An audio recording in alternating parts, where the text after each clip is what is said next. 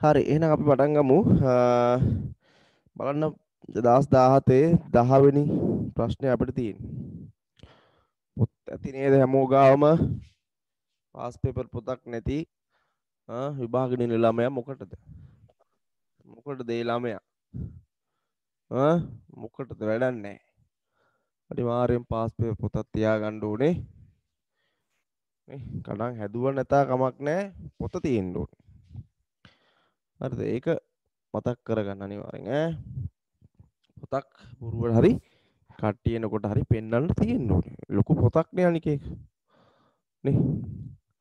එහෙනම් අපි ලොකු පොත් අරන් ඉන්නේ ඉස්සර දැන් අපි කැම්පස් එකේ ඉද්දී මේ එන බයෝ එහෙම සූලොජි එහෙම මේ එන්න මෙන්න සයිස් පොත්. අපි කරන්නෙත් නෑ ඒ වුණාට ඒ පොත් තමයි අරන් ඉන්නේ. අර පේනකොට හොඳට ලොකුවට අරන් ආවේ කට්ටියට. ඒකට මූණන් හිතන්නේ කට්ටිය මට උඩු ආයි සුපිරි වැඩකාරයෙක් තමයි කියලා. හැබැයි මෙලෝ දෙයක් දන්නෙත් නෑ ඒක තේරෙන්නෙත් නෑ. නමුත් අපි ඒව අරන් එනවා. අපේ පොත පොඩි වුණොත් සාමාන්‍යයෙන් අපි ගන්න යන පොත පොඩි වුණොත් ටිකක් අපි හොඳ ලොකු පොතක් බලලා ගේනවා. සෝලොජි හරි බොට්නි එහෙම තියෙනවා. පත පොත් අපිට වැඩක් නැහැ. අපි ගෙනල්ලා ඔය අපේ හොස්ටල් එකේ ඉන්නවා. ඉතින් බයෝ සෙට් එකේ කාට හරි කුටෝක දෙනවා. ඉතින් උඹට හොඳයි නම් පොඩ්ඩක් බලහන් කියලා ගෙනවා. ඉතින් හරි අර පාරේ ටිකක් ගේන්න එපා. ඒකට තමයි අපි ටිකක් ඒ වගේ ලොකු පොත් පාවිච්චි කරන්නේ. ඒකට තමයි ඒකෙන් තමයි මේ මිනිස්යාගේ ස්වරූපය මැනගන්නේ. හරි මේ විදිහට අපි වැඩ කරේ නැතත් අපි ස්වරූපේ මැනගන්න පුළුවන් විදිහට අපි වැඩ කරන්න ඕනේ. තේරුණානේ? අන්න ඒක තමයි මම කියන්නේ. රයිට්. එහෙනම් මේ පාස්වර්ඩ් පොතක් ගන්න අනිවාර්යෙන්. පාස්වර්ඩ් පොත් ගන්න. අරගෙන ඒවා ගණන් හදන්න. රයිට්. එහෙනම් අපි යන් අද බලමු කොච්චරක් අපිට ඉවර කරන්න පුළුවන්ද කියලා 2017 ප්‍රශ්න පත්‍රයට යන්. රයිට්. 10 වෙනි එක. A හා B අනු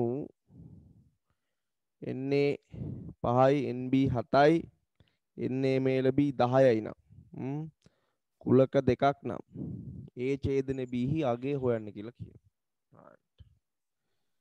තුටුවාට මේක 10 වසර. කිසි කතාවක් නැහැ. කී වසරද? 10 වසර. ඒතර ඔයා 11 වසරනේ. විභාගයට යනකොට ඒතර ඔයා බලන්න ඕනේ මේක බැරි නම් යකෝ මම තිරිසනෙන්නේ යකෝ කියලා ඔයාගේ ඔළුවට එන්න ඕනේ අංක එකටම. හරි එතකොට ඔයාට ගණන් හදන්න පුළුවන්. මොකද තේරෙනවනේ? රයිට්. එතකොට අපිට තියෙනවා දැන් මේ ගාන හදන්න මේ සූත්‍රයක් තියෙනවා. මේ ගාන හදන්න තියෙනවා සූත්‍රයක්. හරි කුලක සූත්‍රයක් තියෙනවා. ওই සූත්‍රයේම තියෙනවා සම්භාවිතාවයටත් හරවලා. ওই දෙපැත්තටම තියෙනවා. ඒතර ওই සූත්‍රය මතක තියෙන්න ඕනේ. නැතුව බෑ. ඔන්න අංක 1 මේ 10 වෙනි ගාන හදන්න කුලක සූත්‍රයක් තියෙනවා. ඒ සූත්‍රය මතක තියාගත්තාම ගාන හදන්න පුළුවන්. තේරුණා නේද? රයිට්. මොකද්ද සූත්‍රය? කාටද සූත්‍රය තියෙන්නේ? කුලක දෙකක්. හරි. කුලක දෙකක් හෝ ඕන ගානකට මේක හරියනවා. හරි. තුනකටත් හරියනවා. දැන් අපි කියන්නේ මෙන්න මෙහෙමයි. මේ වෙන් රූප සටහනක් අපි හිතුවොත් මම නිකන් වෙන් රූප සටහනක් ඇන්දොත් කුලක දෙකක් තියෙන. දැන් කුලක පාඩම අපි 10 වසර කරා මේ ගිය සතියේ දවස් දෙකක් කරා. හැබැයි මුල් දවස් විතරයි නැත්තේ අන්තිම දවස් දෙක තියෙනවා. YouTube එකේ තියෙනවා බලන්න මෙන්න මේවා කරා මතක නැති අය බලන්න. කුලක කරලා තියෙනවා මම. හරි. අන්න ඒකේ ගණන් හදලා තියෙනවා. බලන්න මේ ගණන් කොහොමද හදන්නේ කියලා. බලන අය කියන්න. ටියුට් එකක් තියෙනවා. ඒකත් මම දාන්නම් ඕන. ඒකේ තියෙන ගණන් මම ලේසි අච්චුපතිත් ගණන් හද. හරි. අපි දු මෙයා A. මෙයා B. එතකොට ඔය අවයව බෙදිලා යන විදිහ ගත්තාම හරිද? දැන් අපි ගත්තොත් අපිට පුළුවන් දැන් මේ දෙකේ මේලේ කියන්නේ මොකද්ද? මේකේ යූනියන් එක මේලේ කියන්නේ මෙතනයි මෙතනයි මෙතනයි එකතුව. A හෝ B මේලේ. ඉතින් ඔක තමයි මේලේ කියලා අපි කියන්නේ. මේ කුලක දෙකේ මේලේ. එතකොට මෙන්න මේකට අපිට සූත්‍රයක් තියෙනවා. පුළුවන්. හරි. කඩේට ඇතුළත් වෙච්චි අපි හිතමු මේ හාල් පිරිසකකින් හාල් අරගෙන තියෙනවා 30 දෙනෙක්. ආල් 30ක් අරන් තියෙනවා. හරි. සීනි අරගෙන තියෙනවා 35ක්. හරි. මේ වර්ග දෙකම අරගෙන තියෙනවා. හරිද? මේ වර්ගයේ දෙකම අරගෙන තියෙනවා අපි හිතමු 10 දෙනෙක්. හරි. මේ වර්ග දෙකම අරගෙන තියෙනවා 10 දෙනෙක්. එතකොට අපි දන්නවා මේ දෙක එකතුව මේ 30ට බැලන්ස් වෙනවා. එහෙනම් මෙතන 20ක් වෙන්න ඕනේ. මෙතන 20යි. මේ දෙක එකතුව 35ට බැලන්ස් වෙන්න ඕනේ. එහෙනම් මෙතන 25යි. මෙතන 25යි. මෙතන 25ක් එනවනේ. කොහොමනේ ඔයාව බෙදලා යන්නේ? මතක ඇතිනේ. මතක නැත්තම් බලන්න මේ පාඩම කරලා තියෙනවා. එතකොට එන්නේ මේල B කියන්නේ කවුද? මේලේ කියන්නේ මේ 20යි, මේ 10යි, මේ 25යි. මේලේ කියන්නේ ඕක. මේකනේ මේලේ කියන්නේ. මේ කඩේට ගිහිල්ලා මොනවා හරි සීනි හරි මොකක් හරි ගත්තු මිනිස්සු ටික. සීනි හරි හාල් හරි දෙකම හරි ගත්තු කට්ටිය. කඩේ මොන හරි ওই වර්ග දෙක අරගෙන ආපු අයට තමයි අපි මේලේ කියලා කියන්නේ. නේද? මේලේ. ඒතොර ඒකේ අනුපූරකයේ තමයි ওই මොනවත් ගත්තේ නැති අය. ඒතොර ඒකේ කියන්නේ 20 එකතු කිරීම 10 එකතු කිරීම 25. ඔක තමයි මේලේ කියලා අපි හිතන්නේ. ඒතොර ගාණ කීයද 20යි 10යි 30යි. නේද? 20යි 10යි 30යි 30යි 25යි 55යි. 30යි 25යි 55යි. ඔක තමයි මේලය. හරි. ඊට පස්සේ දැන් අපිට ওই මේලය කියන එක හොයන්න පුළුවන්ලු මෙන්න මෙහෙම. මොකද්ද කරන්න ඕනේ? කුලක මේ වගේ A කුලකයක් තියෙනවා B කුලකයක් තියෙනවා. එතකොට මේ දෙකේ මේලය එනවලු. ඔය AB එකතු කරලා නිකම්ම. හරිද? AB NA එකතු කරලා A ගේ කුලකයේ අවයව ගාන එකතු කරලා NB B කුලකයේ අවයව ගානත් එකතු කරලා. හරිද? ඕකෙන් අඩු කරන්න ඕනෙලු 35යිනේ. NB කියන්නේ 35යි. NA කියන්නේ 30යි. A රවුම 30යි B රවුම 35යි. ඔය දෙක එකතු කරලා මැද්ද අඩු කරා නම් හරිලු. ඒ කියන්නේ NA ඡේදන B. right. A රවුම එකතු කරනවා B රවුම එකතු කරනවා මැද කොටස අඩු කරනවා. එතකොට මේලේ එනවා. හැම කුලක දෙකකම හෝ කීපයක කුලක ටික වෙන වෙනම සම්පූර්ණ ප්‍රමාණ තියෙනවා නම් මේලේ හොයන්න පුළුවන් යූනියන් එක හොයන්න පුළුවන්. ඒ කුලක ටික එකතු කරලා ඡේදනය අඩු කරන්න ඕනේ. කුලක ටික එකතු කරලා ඡේදනය අඩු කරන්න ඕනේ. මොකද්ද කරන්න ඕනේ? කුලක ටික එකතු කරලා ඡේදනය අඩු කරන්න ඕනේ. අපි සාමාන්‍යයෙන් ගණන් හදද්දි මේකේ අවයව පුරවද්ද ඔය සූත්‍රය හරහා යන්නේ නැහැ. අපි සාමාන්‍යයෙන් ඒ වෙලාවේ හිතලා යන්නේ මේක මෙහෙම වෙනවා මෙතනින් මේ ටික ඔක්කොම බැලන්ස් කරනවා මේ රවුමක් ගන්නවා අඩු කරනවා ඔහොම තමයි අපි යන්නේ. එතකොට ඒක හරි තියරියට යනවා නම් මේ සූත්‍රය හරහා ගණන් හදන්නත් පුළුවන්. හරි. දැන් මේලේ දුන්නාම අපිට මෙන්න මේ මේලේ හොයාගත්ත හැකි ඒ රවුමේ අවයව ගන්න සියල්ල මේකයි එකතු කරලා මැද්ද කොටස අඩු කරාම. එතකොට මෙතන 30යි 35යි 65යි. එතකොට 65යි 10න් අන්න අර අපි වෙන වෙනම හදලා ගත්ත 55 අපිට ගන්න පුළුවන්. මේ අපි දැන් මේ කරේ වෙන් රූප සටහනට ගිහිල්ලානේ. වෙන් රූප සටහනට ගිහිල්ලා ඒ අවයව දාලා මැද්ද දාලා ඒ ටික වෙන වෙනම හොයාගෙන ඒ පමණක් එක හොයාගෙන දෙකම හොයාගෙන B පමණක් එක හොයාගෙන ඒ තුන එකතු කරලානේ මෙතන ගත්තේ. මෙතන ගත්තේ සූත්‍රයෙන්.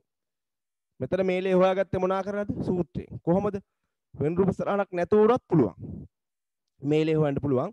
A කුලකයේ දන්නවා B කුලකයේ අවයව ගාන දන්නවා. ඒ දෙක එකතු කරනවා. ඡේදනය අඩු කරනවා. ඉන්ටර්සෙප්ට් එක අඩු කරනවා.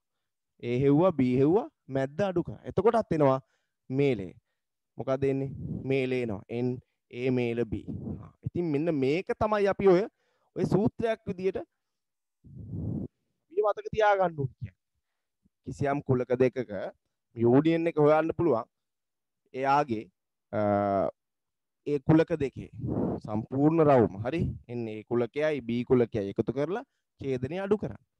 එතකොට අර මේලේ හොයාගත්ත හැකි 55 කියන එක හොයාගත්තා. ඒතකොට අපි දැනගන්න ඕනේ මෙතන මේ වෙලාවේ කෙටි ප්‍රශ්නයකට තමයි ওই සූත්‍රය අපි හරහා සාමාන්‍ය පෙළ ගාන හදන්නේ නැහැ. සාමාන්‍ය ඒතකොට අපි වෙන ක්‍රම වලට යන්නේ. තේරුණානේ? පොඩි එක්කෝ අපි x කියලා අකුරක් දාගෙන හොයනවා නැත්තම් ඒ වෙන් රූප සටහනේ අපි එක එක උපකුලක වහලා ඒවා අල්ලලා රවුම් කරලා බැලන්ස් කරලා අපි ගන්නවා. හරි. රයිට්. එතකොට හැබැයි මේ කෙටි ප්‍රශ්නයක් එහෙම ඇහුවොත් එදාට බබා හම්බෙන්න කලින් අපි මොකද කරන්න ඕනේ? සූත්‍රය එහෙනම් එදාට අපි මතක තියෙන්න ඕනේ. එහෙනම් ඔයා මතක තියාගන්න.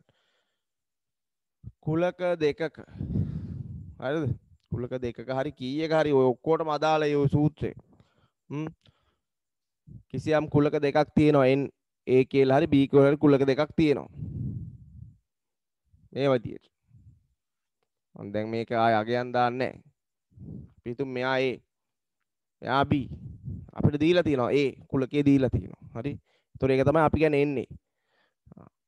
හරි. ඊට පස්සේ ඊළඟට තියෙනවා b කුලකය. ඒකේ අවයව ගාන තමයි nb කියන්නේ. හරිද? ඕකෙන් අඩු කරොත් මේ මැද්ද ඡේදනය n a ඡේදනයේ b. එතකොට සමාන වෙනවා මොකටද? මෙන්න මේ මේලයට. රවුන්ඩ් එක සම්පූර්ණ පිටින් අරගෙන එකතු කරලා මැද්ද අඩු කරන්න. එතකොට සමානයි ඕක n a මේල b ට. ඔන්න ඔය සූත්‍රය ලියලා කොටු කරගන්න. මෙන්න සූත්‍රය. n a මේල b සමානයි n a ධන n b ඍණ n a ඡේදනයේ b. ලේසි.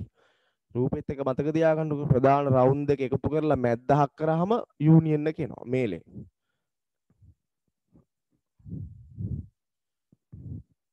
වෙන රූප සටහන් පස කියලා ගණන් හදනවා නම් මේ සූත්‍ර හරහා තමයි හදන්නේ.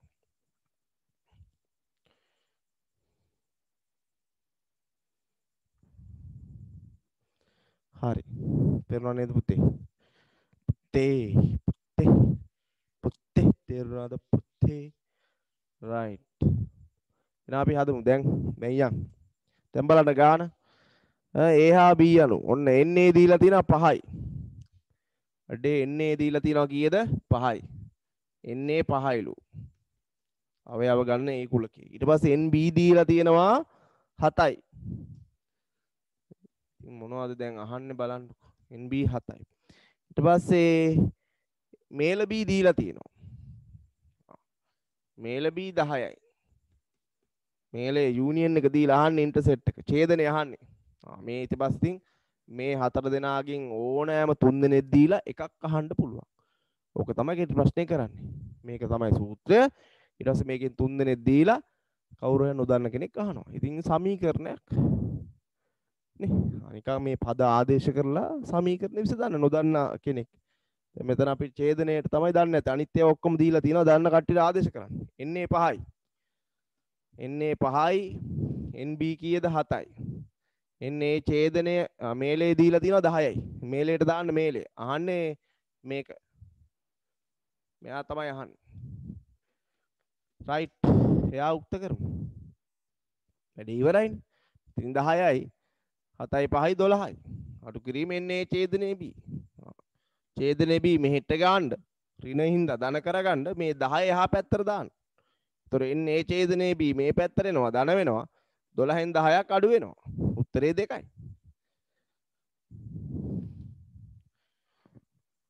උත්තරේ 2යි. ඉතින් ඕක තමයි ওই සූත්‍රය තමයි මතක තියාගන්න තියෙන්නේ. right. මතක තියාගන්න මොකද්ද මේ පාඩමෙන් ගන්න තියෙන්නේ? ගන්න තියෙන්නේ සූත්‍රය මතක තියාගන්න ඕනේ කියන එක තමයි. හරිද? ඒකත් මම අර කටපාඩම් කරන්නේ නැතුව දිස්සිය අමතක වෙලා තිබ්බොත් ඒ වෙලාවේ මතක් කරගන්න. වෙන රූප සටහනක් තියෙනවා. බෝල දෙකක් දෙපැත්තේ තියෙනවා. එතකොට ඒකේ ඡේදනයේ මැද්දේ තියෙනවා. right නේද? ඒතර යූනියන් එක නැත්තම් මේලේ කියන්නේ ඒ සම්පූර්ණ ඒ කුලක දෙකම එකට සැලකුවාමනේ මේලේ කියන්නේ. නම් මේ මේලේ ගාන හොයාගත්ත හැකි සම්පූර්ණ රවුන්ඩ් දෙක එකතු කරලා මැද්ද අඩු වෙන්න ඕනේ. ඒතර මේ තමයි සම්පූර්ණ රවුන්ඩ් දෙක එකතු වෙනවා. මෙන්න මැද්ද අඩු වෙනවා. මෙන්න මේලේ ප්‍රධාන දෙක එකතු වෙනවා. මෙන්න ඡේදනේ අඩු වෙනවා. පැහැදිලිද? ඒතර එනවා මේලේ. ඊට පස්සේ ඉතින් මේලේම නෙවෙයි අහන්නේ. උතනින් ඕනෑම 4 දෙනාගෙන් 3ක් දීලා දන්න කෙනෙක් අහන්න පුළුවන්. හරි. ඒතර බලමු අපි මේකේ ආයේ තව ගණන් එනකොට කොහොමද හදන්නේ කියලා. දැනට සූත්‍රය මතක තියාගන්න. ඉතින් ඒක බැරි වෙන්න බෑනේ. සූත්‍රය මතක තියාගෙන ආදේශ කරලා ওই ලකුණ ගන්න පුළුවන් නේ. ඒතර අමාරු නෑ. හරි. එහෙනම් අපි යන් ඊළඟ ප්‍රශ්නෙට යනවා. මේක ඇතිනේ. ඔච්චර වඩා කියන්න දෙයක් නෑ. හරි. වෙන රූප සටහනක් හඳ ගන්න ඕනේ නෑ නේද? ඒක ඔළුවේ තියාගෙන ඉන්න. සූත්‍රය මතක තියාගන්න. n a මේල b සමානයි n a ධන n b ඍණ n a ඡේදනයේ b. n a ධන n b ඍණ n a ඡේදනයේ b. හරි.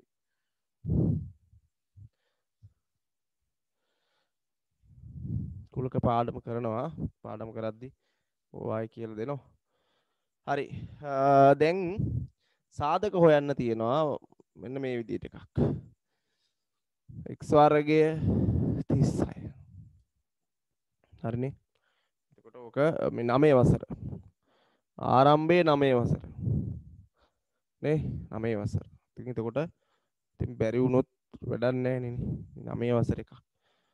මේක සාධක හොයන්න තියෙනවා නේද? අපි දන්නවා සාධක හොයද්දි එක එක ක්‍රම තියෙනවා. ද්විපද ප්‍රකාශන තියෙනවා, ත්‍රිපද ප්‍රකාශන තියෙනවා. පැහැදිලිද? ඊට පස්සේ මේ වගේ ඒවා තියෙනවා. මේ තමයි මේ වර්ග දෙකක අන්තරේ කියන ඒවට. අපි කියන ඕවට මොනවද? මේ වර්ග දෙකක අන්තරේ ප්‍රකාශන සාධක සෙවීම. මොකද්ද වර්ග දෙකක අන්තරයක් සේ දැක්වෙන ප්‍රකාශ කියන්නේ? මෙන්න මේ වගේ ප්‍රකාශනයක් අපි කියනවා වර්ග දෙකක අන්තරයක්. ඔය වගේ ප්‍රකාශනයකට කියනවා වර්ග දෙකක අන්තරයක්. එතකොට මෙන්න වර්ග දෙක මෙන්න අන්තරය. හරි නේද? වර්ග දෙක දෙපැත්තේ තියෙන අන්තරයක් තියෙන. ඒතර ඕක ඔය විශේෂ වර්ගයක්. කොහොමද ওই දෙකේ සාධක දෙක? මහ ලොකුට කතා කරන්න දෙයක් නැහැ. එකක් ඍණ එකක් ධන. එකක් ඍණ එකක් ධන. ওই දෙකේ සාධක දෙක. මැද්දේ. කවුද ඍණ ධන මැද්දේ? මේ දෙක තමයි. x ඍණවයි අනිත් එක කවුද? x ධනවයි. ඕකට අපි කියනවා මේ වර්ග දෙකක අන්තරේ සාධක දෙක. මතකයිනේ. right ඔන්න ඔය විදිහට අපි මේවා මේ සාධක හොයාගන්න පුළුවන්. ඒතර මේක මේවා දැක්කහම මතක් වෙන්න ඕනේ මේක යන්නේ වර්ග දෙකක අන්තරයට තමයි. මේක යන්නේ මොකටද? වර්ග දෙකක අන්තරයට තමයි යන්නේ. හරි? අවබෝධයෙන් මතක තියාගන්න ඒවා. ත්‍රිපද ප්‍රකාශන සාධක හරහා අපිට මේ වර්ග දෙකක අන්තරේ මේක ලියන්න පුළුවන්. ඒතකොට අපි දන්නවා x වර්ගය. එක වර්ගයක් තියෙනවා. දැන් මෙතන වර්ග දෙකක් නෑ. හරි මල කෙලියයි කො. හරිනේ. 36 කියන්නේ 6 වර්ගය. අන්න අපි ඒක ලියා ගන්න ඕනේ. 36 කියන්නේ කීයේ වර්ගයේද? 6 වර්ගය. දැන් සාධක දෙක ලියමු. අන්න එහෙම ලියනවා. එකක් කවුද? x ඍණ 6. අනිත් එක x ධන 6. ඔක තමයි සාධක දෙක. වර්ග දෙකක අන්තරය කියලා මෙන්න මේක ලියා ගන්න. කොටු කරගන්න. වර්ග දෙකක අන්තරය ඔය කෙටියෙන් ලියා ගන්න. වර්ග දෙකක අන්තරයක් සේ දැක්වෙන ප්‍රකාශනවල සාධක කියලා තමයි සම්පූර්ණයෙන් හරියට ලියනවා නම් ලියන්න ඕනේ. වර්ග දෙකක අන්තරයක් සේ දැක්වෙන ප්‍රකාශනවල සාධක. වර්ග දෙකක අන්තරයක් සේ දැක්වෙන ප්‍රකාශනවල සාධක. ඕනම් ගොඩාක් අය දන්නවා ඈ. දන්නේ නැති අය ඉන්නවත් දන්නෙත් නෑ. මතක තියාගන්න ඒවා. අමතක කරන්න එපා. අද වර්ග දෙකක අන්තරයක් සේ දැක්වෙන ප්‍රකාශනවල සාධක මෙහිම. x වර්ගයේ ඍණ y වර්ගය. x ඍණ y x ධන y.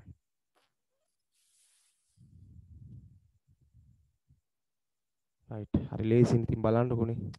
දැන් මේ ලකුණක්නේ විභාගයට ආපු. ඒතර එක ලකුණක් බලන්න තප්පර කීයද යන්නේ මේ ගාන ලකුණ ගන්න. ඒතර එක එකයි මං කියන්නේ මේවා නම් වරද්දන්න එපා. මේවා වරද්දන්න එපා. වරද්දන්න ඕනේවා තියෙනවා ඕක ඇතුලේ. ඒවා වරද්දන්න. පැහැදිලිද? කමක් නැහැ. ඒක එයි ඒත්. හැබැයි මේවා වරද්දන්න එපා. මේවා ඉතින් අපරාධ නේද? තමා හරි බලන්නකෝ මේවා ඉතින් හරි ලේසි ගණන් නේ. මේ 9 වසර. මේ වසර කියලා හිතුවාම වැඩේ හරි. මේක තමයි කරන්න ඕනේ. හරි එතකොට x වර්ගයේ 36 36 කියන්නේ 6 වර්ගය එකක් x ඍණ 6 x ධන 6 නේද? මෙන්න මේක ලියලා ගාන හදාගන්න. හරි. ගාන හදාගෙන දැන් තව ගානක් දෙයක් හදුම් බලන්න එහෙනම්. මේක හදන්න. x වර්ගයේ ඍණ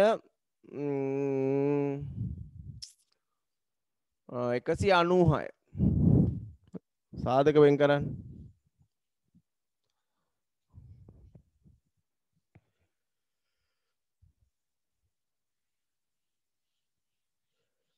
දැන් අපි එදා මුල් ටික කරා ඒක බලන්න YouTube එකේ තියෙනවා ගිය දවසේ මේ පේපරේ මුල් ප්‍රශ්න ටික. දැන් ඔය අද 9 ඉඳන්නේ පටන් ගත්තේ. 10 ඉඳන්නේ. ඒතර මුල් 9 තියෙනවා රෙකෝඩින් එකේ ඒවා බලන්න. right x වර්ගය 196 කියන්නේ 14 වරක් 14. ඒ කියන්නේ මේ 14 වර්ගය. x ඍණ 14යි x ධන 14යි. ওই විදිහට අපිට තියෙනවා ගණන් හදන්න. හරි. ඔය කිව්වා තියෙනව නේද? හොඳට මතක තියාගන්න ඈ. 2ක් x වර්ගයේ අඩු කිරීම 18. ඔන්න ඕකේ සාධක හොයන්න බලන්න. 2ක් x වර්ගයේ ඍණ 18 සාධක හොයන්න.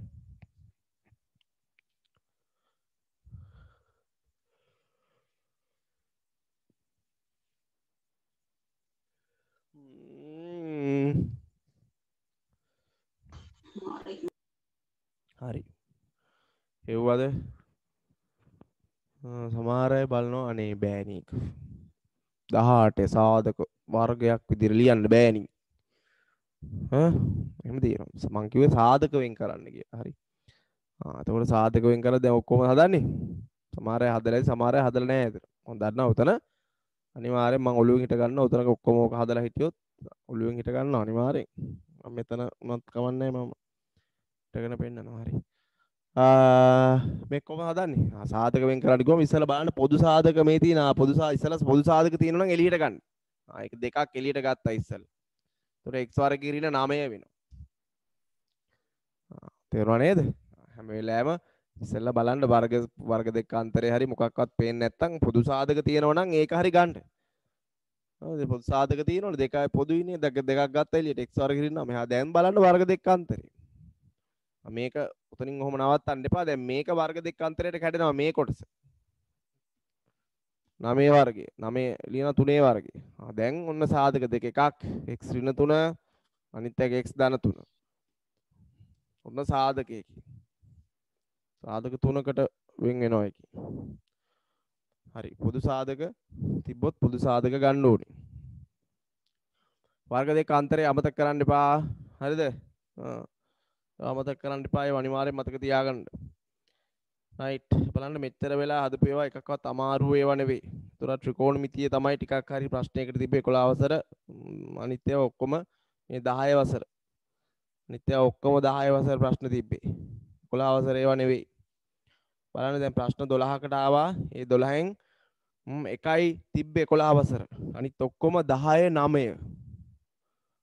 තේරුණා නේද? ඉතින් හිතන්නකෝ ඔයාට මේ 10 9 දේවල් ඔයා නිකන් දැන් හදන්න පුළුවන් 10 9 ගණන් බැරි නම් වැඩක් නැහැනේ. ඒතර අන්න ඒකයි හරි වැදගත් මේවා. හරි 12 වෙනි ප්‍රශ්නෙත් ඒකත් 9 වසරෙන් පටන් ගන්න පුළුවන්.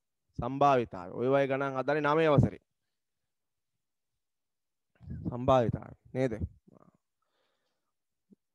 සම්භාවිතාවය කියන්නේ මොකද්ද? සාමාන්‍ය සරලම කතන්දරේ සම්භාවිතාවය කියන්නේ දැන් අපි සම්භාවිතාවේ උත්තරයක් අපි ගන්නෙ කොහොමද? දැන් අපි ගත්තොත් දැන් මේ චෝක් පෙට්ටියේ අපි හිතමු මේකේ මේ චෝක් පෙට්ටිය.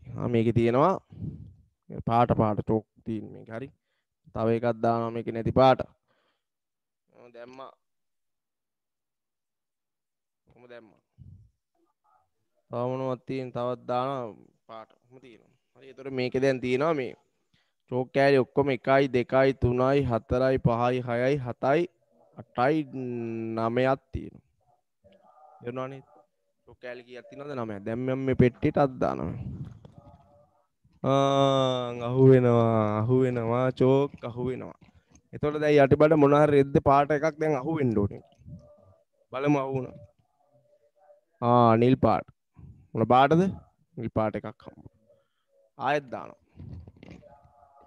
ආයෙත් දාලා එකක් ගන්නවා. රෝස පාට. තේරුණානේ? අන්න එහෙම අපි ගන්න පුළුවන් මේක. අත දාලා ඔයාටත් පුළුවන් නේ. අපි හැමෝටම පුළුවන් මේ දේ කරන්න. මේ වෙට්ටියට අත දාලා තියෙන මොන හරි යටි බඩක් ගත්ත හැකි. ආයෙත් නිල් පාට. දැක්කද? නිල් පාට දෙකක් ආවා. තේරුණානේ?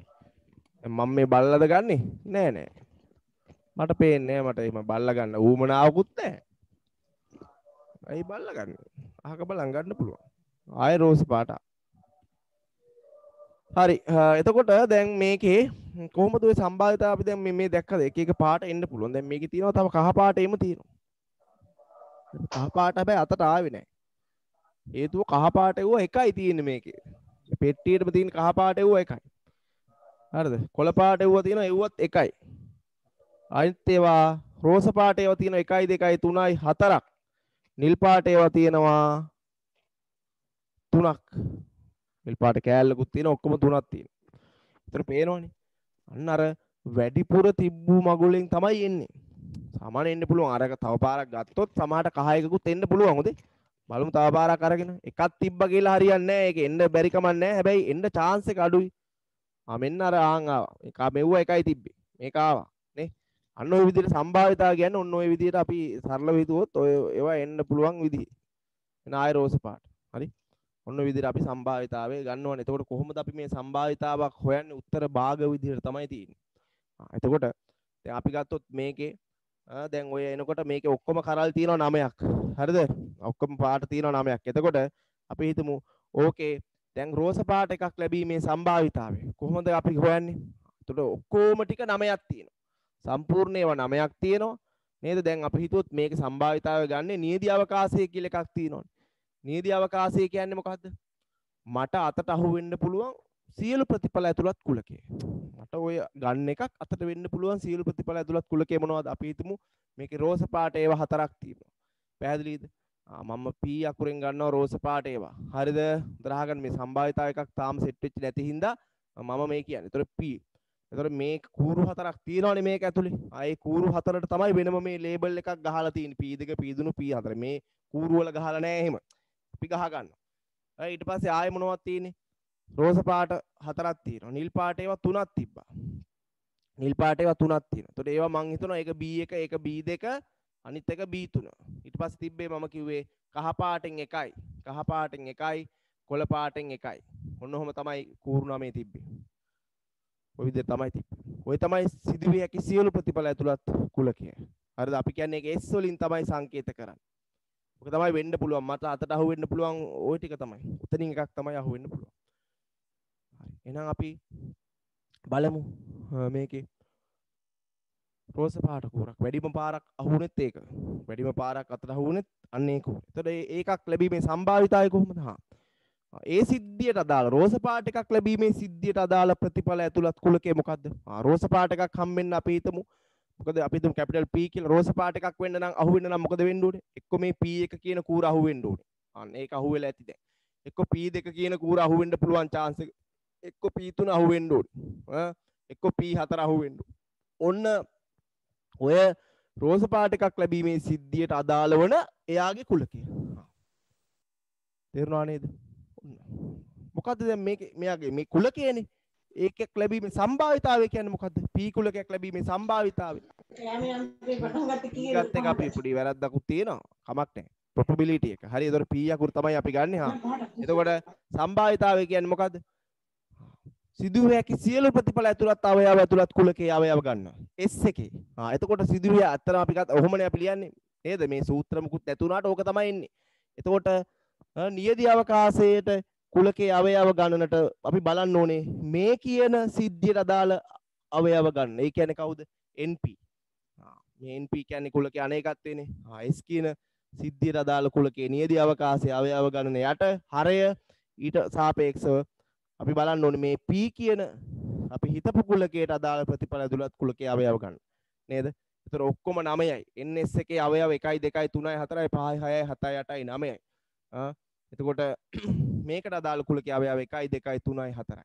උතර ඒක සම්භාවිතාවේ 9න් 4ක් ආවා. ඒතර අර කහ පාට එකක් ආවෙම නැහැ. කහ පාට එකක් අතට අහුුනේ නැහැ. කොළ පාට එකක් එකපාරක් විතර ආවා. ඒතර කොළ පාට එකක් එකපාරක් ආවේ ඇයි? කොළ පාට එකක් එකපාරක් එනකනම් අපි හිතමු මේකේ සම්භාවිතාවේ සිදුවීම G නම් ඊට අදාළ කුලකයේ අවයව බලන්නකෝ. අවයව තියෙන්නේ G1 විතරයි. එක අවයවයයි තියෙන්නේ. ඒකම වෙන්න ඕනේ. එතකොට ප්‍රතිඵල එකයි තියෙන්නේ. අතට අහු වෙන්න පුළුවන් ඒ කූරම අහු වෙන්න ඕනේ. එතකොට ඔක්කොම ටික දැන් මෙතන 9යි. එතකොට ඊට අදාළ තියෙන අවයව chance එකයි. එහෙනම් එයාගේ සම්භාවිතය 9න් එකයි. එතකොට එයාගේ සිදුවීමේ හැකියාව අඩුයි මේ. අරයාගේ 9න් 4යි මේක 9න් එකයි. එතකොට ඒක 9න් එක අඩුයි. ඒ හින්දා තමයි ඒක එකපාරක් විතරක් අහුනේ. වැඩිපුරම අහුනේ අරක රෝස පාට එක. අපි දැක්කනේ. වැඩිපුරම අහුනේ රෝස පාට එක. ඉතින් ඒකේ සම්භාවිතය ගානෙනුත් වැඩි. තේරුණා නේද? අර ගාන බලද්දිත් ඒ සම්භාවිතාවය වැඩි.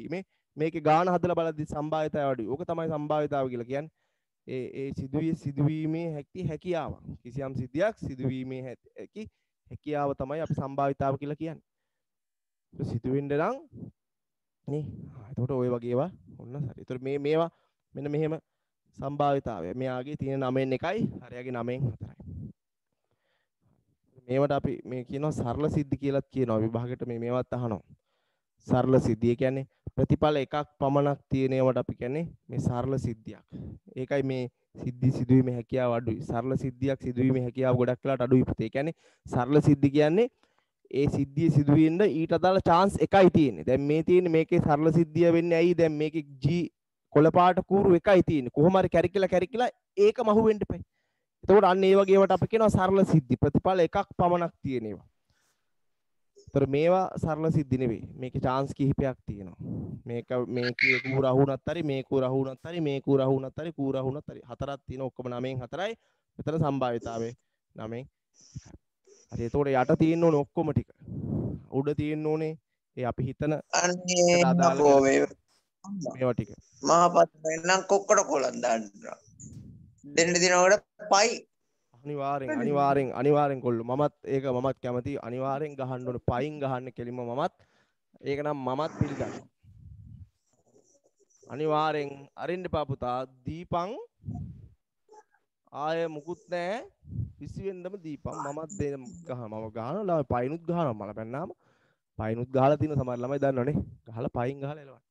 පයින් ගහන්න කියලා මම කිව්වට මම ඒ ක්‍රියාවෙන් ඔප්පු කරනවා මම. හරි. ගහනවා එහෙම. ගහනවා පයින් ගහනවා. රයිට් ඒක හරි. මම ඒක කිසිම කතාවක් නැහැ. ඔයා මොකක් හරි අවුලක් තියෙනවා කාත් එක්ක හරි නංගිද මල්ලිද කවන්නේ අම්මට තාත්තට ගහන්න එපා.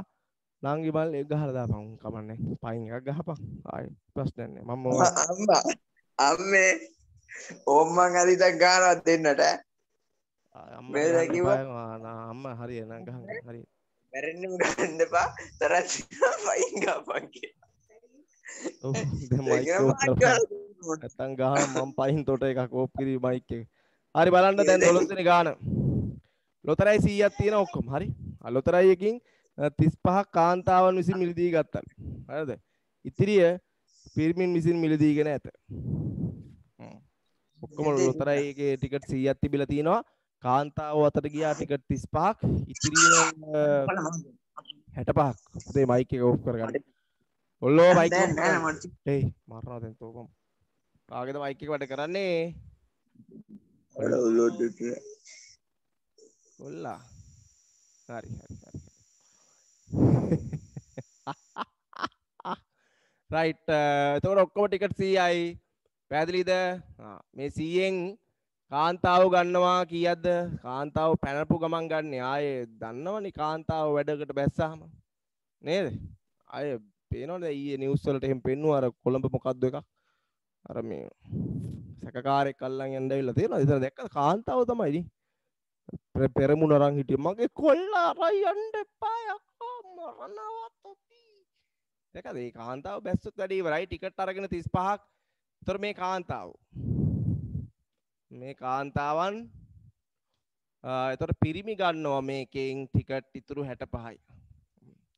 කාන්තාව බොරුවට මුලින් බැස්සට මේ ගන්නෑ ඔය බොරුවක් කරන් 35යි පිරිමි 65යි. හරි. දැන් අහනවා මේකේ මේ ටිකට් එකක්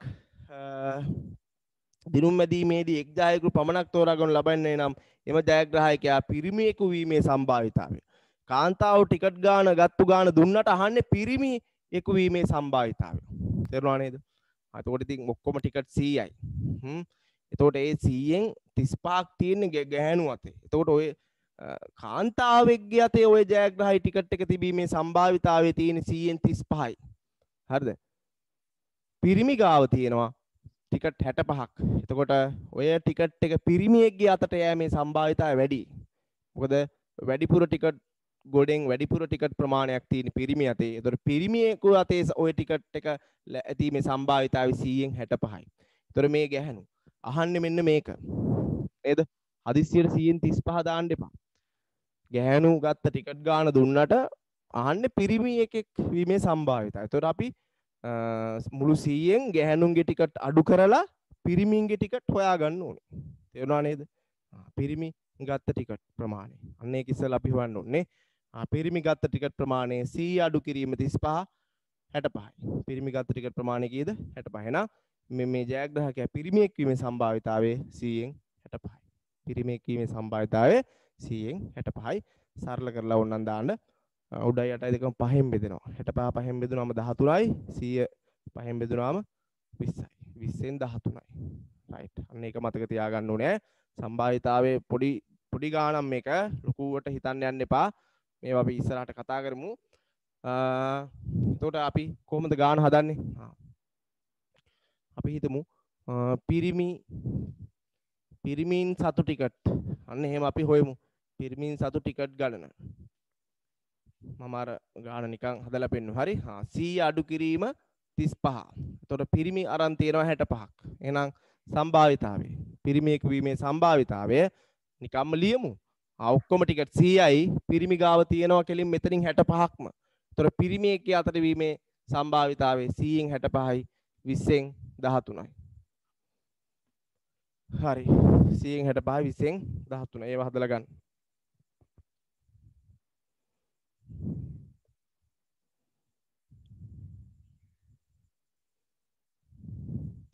හරි. රයිට් 13 ඔන්න ජ්‍යාමිතිය ප්‍රශ්නයක් තියෙන්නේ. ප්‍රමේයවල් දෙකක් භාවිතා කරන්න වෙනවා. හරි. එතකොට මම එදා කිව්වා ගිය සතියේ ප්‍රශ්නයකටත් ගිය සතියේ හෝ ඊට කලින් දවසේ. හරි. මම පෙන්නවා අපි මේ ඉගෙන ගත්තා මෙන්න මේ වෘත්ත ප්‍රමේයවන් වල මෙන්න මේ වැදගත් ප්‍රමේයවල් දෙකක්. තේරුණා නේද? විශේෂයෙන්ම මෙතන මේ අපිට ඕන වෙන්නේ මේ අර්ධ වෘත්තයක් මත කෝණය. හරි අර්ධ වෘත්ත මත කෝණ දැන් අපි ජ්‍යාමිතිය ක්ලාස් එකේ යන්නේ ත්‍රිකෝණනේ. ත්‍රිකෝණ ලබන ඉරිදායින් ඉවර වෙනවා. ඔන්න ජ්‍යාමිතිය ක්ලාස් එකේ රෙකෝඩින් එකත් ගිය සතියේ එකක් දාලා තියෙනවා. ඒකත් බලලා හිටියේ නැති අය බලන්න.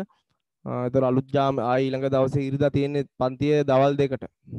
එතකොට ඒකේ අපි ත්‍රිකෝණ ඉවර වෙනවා. ඒත් ත්‍රිකෝණ කරන්න වෙනවා. ඊට පස්සේ සමාන්තරාංශ පටන් ගන්නවා ලබන ඉරිදා. ඒවත් ඉවරුනහම තමයි මේවට එන්නේ. හරි. එතකොට අපි මෙන්න මේ ප්‍රමේයවල් ඉගෙන ගත්තා. මම කියලා දුන්නා. රූපසරණ නැන්දා පෙන්නුවා. මතකයි නේද? හරි පට ලේසි. මොකද්ද අර්ධ වෘත්තයක් මත කෝණය කියලා කියන්නේ? අර්ධ වෘත්තයක් මත කෝණය කියන්නේ මොකද්ද? මෙහෙමයි. ඊට පස්සේ අපි ඕකට එන්න කලින් ටුටක් මතක් කරගමු මේ ජ්‍යාමිතිය නම් මේවා මතක් කරන්න එපා. මේ පරිම ලේසි දික් ගණන් මේවා. හරි. දැන් අපි ගන්නවා දැන් මේ වෘත්තයක් තියෙනවා. හරිද? එතකොට මේ වෘත්තයේ පරිධිය මත සරල රේඛා khණ්ඩයක් යා කරොත් අපි ඒකට ජායක් කියනවා. කෝඩ් එකක් නැත්නම් ජායක්. හරිද?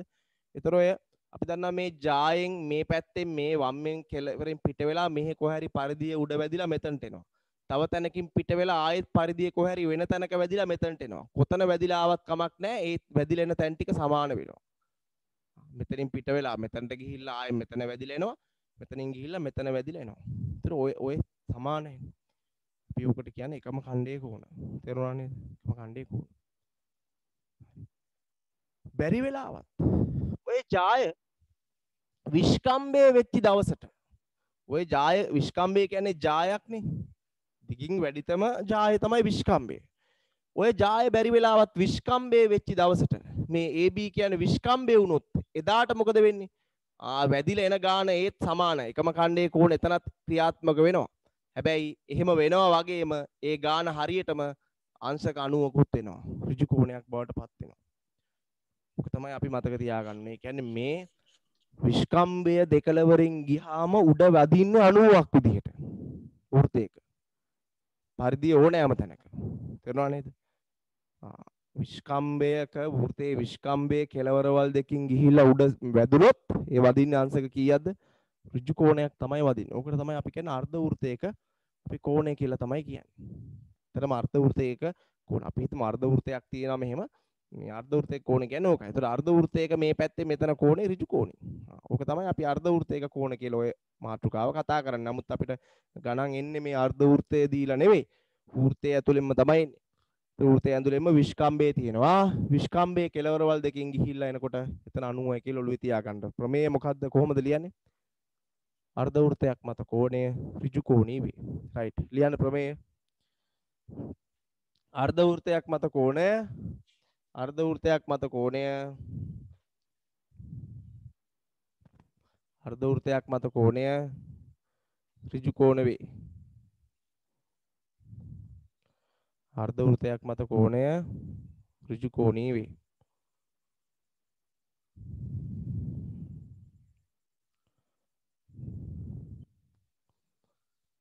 හරි නේද? ඔළුවේ තියාගන්න පුතේ. ඕවා නම් ඉතින් අමතක කරන්න එපා. දැන් අපි හිතමු මේමත් බලමු ඔන්න ඕක මම ඇදලා පෙන්නන්නම්. ඔන්න බලාගන්න වෘත්තයක් තියෙනවා. පුතා වෘත්තේ. හරි. ඒතර වෘත්තයේ ඔන්න මම මේකේ විස්කම්බය අඳිනවා දැන් හොඳේ. මෙන්න විස්කම්බය විස්කම්බය. දිගට තියෙන හින්දා ඒක අයින් කරලා අපි හරියට කොටට ඇඳගමු. රයිට්. කොටට ඇඳගමු කිව්වේ මේ මෙතන මේ රයිට් ඔන්න විස්කම්බය ඇඳ. දැන් මේ කියන්නේ මේ විස්කම්බයේ කෙලවරෙන් යනවා. මේ බලන්න මේ කෙලවරෙන් ගිහිල්ලා මේ පරිධිය මෙතන කොහේ හරි වදිනවා. මෙතන වැදිලා එනවා මෙතනට. හරි. මෙතන වැදිලා එනවා. එතකොට මේ වැදිලා එනකොට මෙන්න මෙතන මේ කෝණය ගැන තමයි මෙයා කියන්නේ. වැරදුනා එතන කෝණේ නෙවෙයි යකෝ. මෙතන කෝණේ නේද? උඩ කෝණේ. අන්න බලන්න. අන්න කොටුව හැදෙනවා. කොටුව හැදෙනවා. අන්න බලන්න මෙන්න මේක තමයි ඔය කියන්නේ. අර්ධ වෘත්තයක් මත කෝණේ ඍජු කෝණී. හරියටම ඍජු කෝණීම තමයි. නෝ කතා නෝසිනා. ඔනෝකට තමයි අපි කියන්නේ මේ අර්ධ වෘත්තයක් මත මේ විස්කම්බයේ දෙකලවරෙන් ගිහිල්ලා ආවොත් ඒක ඍජු කෝණී වෙනවා. ඒක මතක තියාගන්න. තේරුණානේ? අනිත් පැත්තෙත් එහෙමයි. ඔය යට 270ක් පෙන්නනවා කියන්නේ මැද්ද 90යි. කොහෙන් ගියත් එකයි. මතක තියාගන්න අර්ධ වෘත්තයක් මත කෝණය ඍජු කෝණී වෙනවා. හරි. එතකොට ඔයාලා රූප සරහන් දැක්කහම මතක් වෙන්න ඕනේ ඔන්න ඔය කාරණේ. දෙපැත්තේ විස්කම්බේ නයි යන්නේ වැඩේ හරි. ඔළුවේ තියාගන්න. ඔය ඊටාම වැදගත් ඈ. රයිට් ඔන්න රූප සරහනක් ඇඳගන්න. මේක එපා. අපි මේ එකම ඛණ්ඩයේ කෝණ එක මෙතන ලිව්වේ නෑ. අර්ධ වෘත්තයේ එක තමයි යන්නේ. හරි. මෙන්න මේ රූප සරහන ඇඳගන්න. අර්ධ වෘත්තයක් මත කෝණේ ඍජු කෝණී කියන එක.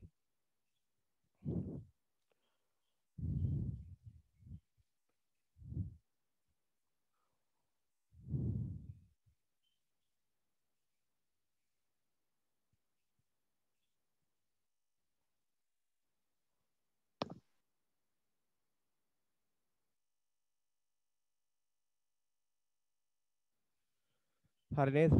අර්ධ වෘත්තයක් මත කෝණය ඍජු කෝණය. ඒ කියන්නේ ඔයාට මෙච්චරයි වෙන්න ඕනේ. ප්‍රමේයවල වචනෙන් වචනේ මතක නැතත් කමන්නේ. දෙයියනේ මේ රූපයක් දැක්කොත් ජ්‍යාමිතියේ ගානක. දැන් මේ ගානෙම හරිද? දැන් මේ ගානේ මෙහෙම රූපයක් තියෙන පුතේ. මෙන්න මෙහෙම රූපයක් තියෙන. ඒතර මේක විස්කම්බය හරහා ගිහිල්ලා තියෙනවා කියලා පැහැදිලිවම කියනවා. නැත්තම් එයාලා මේ AB විස්කම්බය කියලා වචනයෙන් එහෙමම කියනවා. ඔයා ඕක කියද්දි ඔයාට මෙන්න දෙයියනේ මෙතන 90ක් කියන එක තමයි දැනගන්න ඕනේ. එයාලා ඒ 90 දෙන්නේ නැහැ. අපි ඒක තමයි එතන ගන්න තියෙන්නේ මෙතන ඔය ප්‍රමේයෙන්. එච්චරයි වෙන කිසිම දෙයක් නැහැ. මෙතන 90ක් වෙනවා කියන එක. එයා දැන් අපි දැනගන්න ඕනේ යන්නේ ඒක. ඔය රූපේ දැක්කහම හරි මෙතනට අර කොටුව දාගන්න හිතනවා නම් ඒත් ඇති. මේක ඍජු කෝණයක් නේ මෙතන කියන එක මතක් වෙනවා නම් අන්න ඒක තමයි ඉතින් ඒත් ඇති කියන්නේ. ඒක තමයි මෙතනින් ගන්න තියෙන්නේ. ඒතර මෙතන ඍජු කෝණී වෙනවා. ඔය විදිහට මතක තියාගන්න ඈ. අර්ධ වෘත්තයක් මත කෝණය අංශක 90යි නැත්නම් ඍජු කෝණී. හරි. ඊට පස්සේ මේ ගානට ආය ජ්‍යාමිතිය තව ක්‍රමයක් ඕන වෙනවා. පයිතගරස් සම්බන්ධය ඕන වෙනවා. පයිතගරස් සම්බන්ධය. මතකයිද පයිතගරස් සම්බන්ධය කියන එක? 9 වසර. කී වසරද? ඒ ප්‍රමේයේ තියෙන 9 තමයි මුලින්ම උගන්වන්නේ. 11 හැදිත් තියෙනවා. සාධනය කරන ගණන් හදන්න. මතකයිනේ පයිතගරස් සම්බන්ධය. හරි. පයිතගරස් සම්බන්ධය කියන්නේ එකක්. හැබැයි ප්‍රමේය කියන්නේ එකක්. මොකද්ද පයිතගරස් ප්‍රමේය කියන්නේ? මතකයිද ඒවා කියලා දුන්නා. උතර ඉගෙන ගන්න ඕනේ මේවා හරියටම දැනගෙන ඉන්න. නැත්තම් වැඩක් නැහැ. මොකද පයිතගරස් ප්‍රමේය කියන්නේ?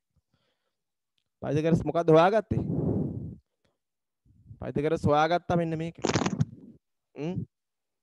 පයිතගරස් දැන් අවුරුදු 2500කට විතර කලින් පයිතගරස් මේ හොයාගත්තේ ක්‍රිස්තු පූර්ව 500 ගණන් වල. 543යි 400 ගානයි අතර කාලෙදී. සෑහෙන කාල. හරි. පයිතගරස් හොයාගත්තා මෙන්න මේ ඍජු කෝණී ත්‍රිකෝණයක් අරගෙන එයා මේ එක් පාද මත ඇඳ සමචතුරස්‍ර මේ එක් පාද මත ඇඳ මොනවද සමචතුරස්‍ර ඇඳා 9 දී අපි මේවා ඔප්පු කරා රූප සරහන් ඇඳලා හැම එකක් කර්ණපාදයේ මතත් ඇඳ සමචතුරස්‍ර. එතකොට ඍජු කෝණී ත්‍රිකෝණයක දිගින් වැඩිතම පාදය තමයි කර්ණපාදය. මේ අංශක 90ට ඉස්සරහින් ඉන්න එක තමයි කර්ණපාදය. අනිත් ඒවට නම් නැහැ. ඒ බද්ධ පාද දෙක. එතකොට මේ වර්ගඵල අඳිනකොට ඔයාට පේනවා මේ කර්ණපාදේ නම් විශාලම පාදේ ඇඳෙන ලොකුම කොටුව එයා. වැඩිම වර්ගඵලයක් තියෙන සමචතුරස්‍රයත් ඒක. කොච්චරක් ලොකුයි කියනවද? මේ දෙන්නත් එකයි මේ තනි කොටුවත් එකයි. ඔක තමයි එයා කියන්නේ. පැහැදිලිද? ඕක තමයි පයිතගරස් ප්‍රමේය කියන්නේ. හොඳට අහගෙන ඉන්න. ඔයාලා ඔය සමහර හිතන් ඉන්න එක නෙවෙයි. පයිතගරස් ප්‍රමේය කියන්නේ මේක.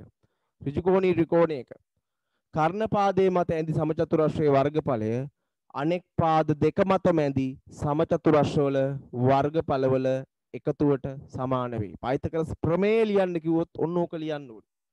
පයිතගරස් ප්‍රමේය. ඍජු කෝණී ත්‍රිකෝණයක කර්ණපාදයේ මත ඇඳි සමචතුරස්‍රයේ වර්ගඵලය අනෙක් පාද දෙක මත මැදි සමචතුරස්‍රයේ වර්ගඵලයට සමාන වෙයි. ඔකට අපි කියනවා පයිතගරස් ප්‍රමේය. ඒතර අපි හිතන් හිටියේ මොන මොරෙද්ද දන්නේ? කර්ණපාදයේ දිගේ වර්ගය අනෙක් පාද දෙකේ දිගවල වර්ගවල එකතුවට සමානයි. ඒ තමයි ඒකෙන් අපි බිඳලා ගත්තු සීන් එක. නේ? මෙයා කිව්වේ දැන් මේකේ වර්ගඵලය දැන් මේ ලොකු එකේ වර්ගඵලය. අපි හිතමු ඔන්න මේකෙන් වෙන වැඩේ බලන්නකො. අපි හිතමු දැන් මෙයා කියන්නේ මේකේ වර්ගඵලය මේ දෙක එකතුවට සමානයි කියලානේ. අපි හිතමු දැන් මෙයාගේ වර්ගඵලය මේක මේ පාදයේ දිග c කියලා හිතමුකෝ. මේ ඍජු ත්‍රිකෝණයේ මේ පාදයේ දිග a, මෙයා පාදයේ දිග b කියලා හිතුවොත්. හරි දැන් මේක සමචතුරස්‍රයනේ. එහෙනම් මෙයා a නම් මෙයාත් කීයද? a. මෙයා b නම් මෙයාත් කීයද? b. මෙයා c නම් මෙයාත් කීයද? c. දැන් මොකද්ද කියන්නේ? මෙයාගේ වර්ගඵලය මේ දෙක එකතුවට සමාන වෙනවා. එතකොට මෙයාගේ වර්ගඵලය කියන්නේ මොකද්ද? c වර්ගයනේ. c ගුණ කිරීම c. මෙයාගේ වර්ගඵලය මොකද්ද? දිග ගුණ කිරීම පළල. a ගුණ කිරීම a ස්ක්වයර්. මෙයාගේ වර්ගඵලය කියන්නේ b ගුණ කිරීම b ස්ක්වයර්. හරි. එතකොට වර්ගඵලය තමයි සම්බන්ධය. මෙයාගේ වර්ගඵලය මේ දෙක එකතුවට සමානයි. මොකද්ද? c වර්ගයේ සමානයි මෙන්න මෙයාගේ වර්ගඵලය a වර්ගය. a වර්ගය ධන මෙයාගේ වර්ගඵලය b වර්ගය. ඔන්න පයිතගරස් සම්බන්ධය. හරි. ඔන්න මේ වර්ගඵලය ඇත්තටම තියෙන්නේ. අපි හිතමු මෙයාගේ වර්ගඵලය a. හරිද? මෙයාගේ වර්ගඵලය a2, මෙයාගේ වර්ගඵලය a1. එතකොට මේ a කැපිටල් A සමානයි a1 a2 ධන අපි හිතමු a1. ඕක තමයි ඔය තියෙන්නේ. හරි. දැන් හිතන්නකෝ දැන් ඕක අපි කරනවම. හරිද? අපි කරනවා එකෙක් එනවා අපි දැන් මොකද කරන්නේ? දැන් අපි දැන් මේ කොටු වර්ග මේවා මකනවා කියලා හිතන්නකෝ. මේ රෙද්දවල් මකනවා. වර්ගඵලයක් නැහැ. දැන් මොකද්ද බලන්න? මේවා අයින් කරොත්. එතකොට පිටින් බලන මිනිස්සෙකුට දැන් ආපු ඔන්න දැන් එනවා එකෙක් කඩාපාත් වෙනවා.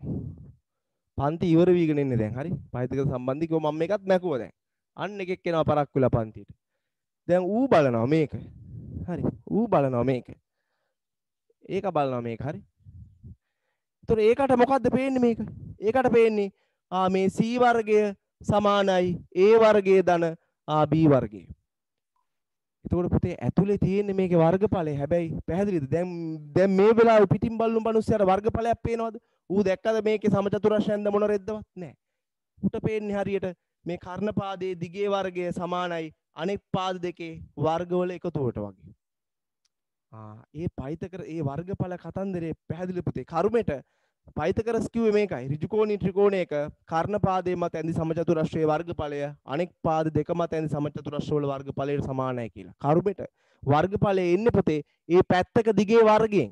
ඒ හින්දා අපිට පේන්නේ වර්ගඵලය පේන්නේ හරියට ඒ පාදයේ දිගේ වර්ගය වගේ. ඇත්තටම මේ පාදයේ දිගේ වර්ගය නෙවෙයි. ඒ ඇඳිච්ච සමචතුරස්‍රයේ වර්ගඵලය මේ තියෙන්නේ. c ගුණ කිරීම c වලින් හැදිච්චි. තේරුණා නේද? කර්මෙට සමචතුරස්‍රයක වර්ගඵලය ගන්නෙ කොහොමද? පැත්තක දිගේ වර්ගය. එතකොට දැන් ආපු මිනිස්සුයෙකුට පේන්නේ මේකේ වර්ගඵලය මොන රෙද්දක්වත් ඒ මිනිස්සයා දන්නේ නැහැ. ඒ මිනිස්සයාට පේන්නේ කර්ණයේ දිගේ වර්ගය අනෙක් පාද දෙකේ වර්ගවල එකතුවට සමානයි කියලා. ඕක තමයි පයිතගරස් සම්බන්ධය. අර පයිතගරස් ප්‍රමේය වර්ගඵලයේ කතන්දරේ. අපි ඊට පස්සේ ඒකෙන් අපිට වැදගත්ම වන කාරණේ තමයි මෙන්න මේ කාරණේ.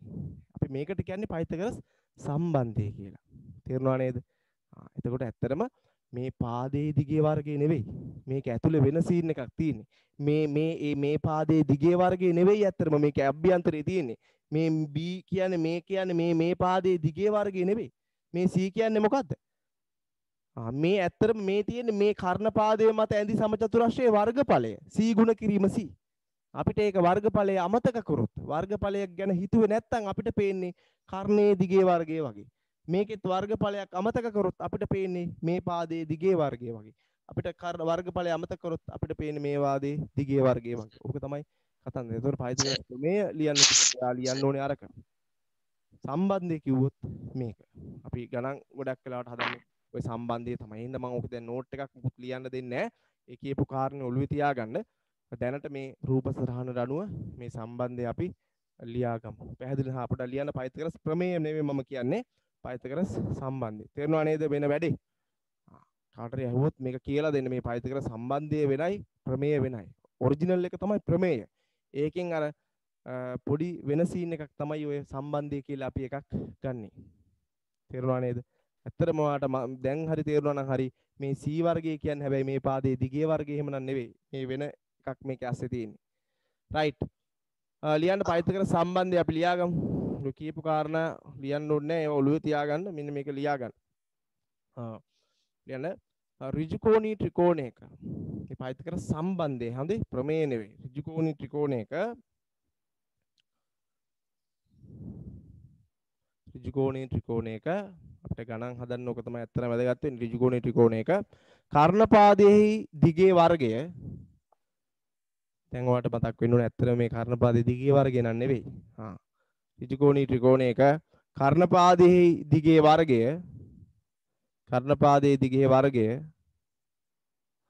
අනෙක් පාද දෙකෙහි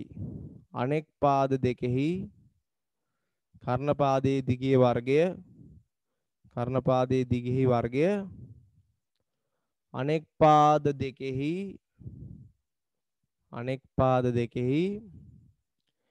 දිගවල අනෙක් පාද දෙකෙහි දිගවල වර්ගවල එකතුවට සමාන වේ. අනෙක් පාද දෙකෙහි දිගවල වර්ගවල එකතුවට සමානයි. හරි. හැබැයි හොඳට තේරුම් ගන්න පුතේ මේකේ ඇත්තටම පයිතගොරස් ඒකයි ඔකට සම්බන්ධය කියන්නේ. ප්‍රමේයක් තියරම් කියන්නේ නැහැ ඔකට.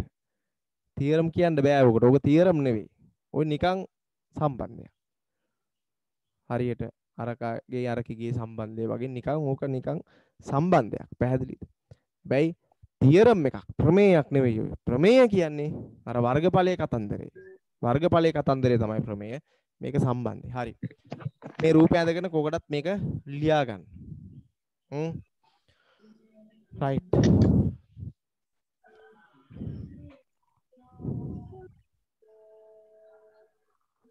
රෙකෝඩින් එක බලන්න මේ මුල ප්‍රශ්නේ ඒවා බලන්න නැතුව ඉන්න එපා ළමයි. ඒවා බලලා හරියට තේරුම් ගන්න මේක පේපරයක් සාකච්ඡා කරා කියන්නේ සෑහෙන දැනුමක් කවර් වෙනවා. හරි. මුළු සිලබස් එකක්ම අත ගෑවෙනවා. මොකද මේ විභාග ප්‍රශ්න සාකච්ඡා කරන්නේ ඔය ඉගෙන ගත්තු නැතු දේවල් තියෙනවා. ඒතර ඒවා කියලා දෙනවා. ඒ කියන්නේ ගත්තු දේවල් තියෙනවා. ඒතර ඒවා මතක් කරලා නැවත හරියට ආයේ සමහරට දන්න දේ නෙවෙයි ඔය හරියටම ඇත්ත දේ. ඒතර හරියට ආයේ ඒවා ඉගෙන ගන්න. ඒතර ඕවා අමතක වෙන්නේ නැහැ. හොඳට මතක තියාගන්න. ඒතර ඔය බලන්න ඔය කර්ණපාදයේ වර්ගය කියන කතන්දරේ ආයෙවට අමතක වෙන්න බෑ. ඔය වර්ගඵලයේ කතන්දරේ. ඇත්තට මෙහෙම එකක් මේකේ තියෙන්නේ කියන එක. හරි. පයිතගොරස් සම්බන්ධය එහෙනම් ඔන්න අවසාන වතාවට ඍජුකෝණී ත්‍රිකෝණයක කර්ණපාදයේ දිගේ වර්ගය අනෙක් පාද දෙකෙහි වර්ගවල එකතුවට සමාන වෙනවා. හරි නේද? පොඩි දෙයක් ඈ. ඕක 9 වසරින් ඉඳන් දන්නවා. එහෙනම් අපි යන් විභාගේ ජ්‍යාමිතිය ගානට. මෙන්න මේ සම්බන්ධ දෙක තමයි මේකට බලපාන්නේ.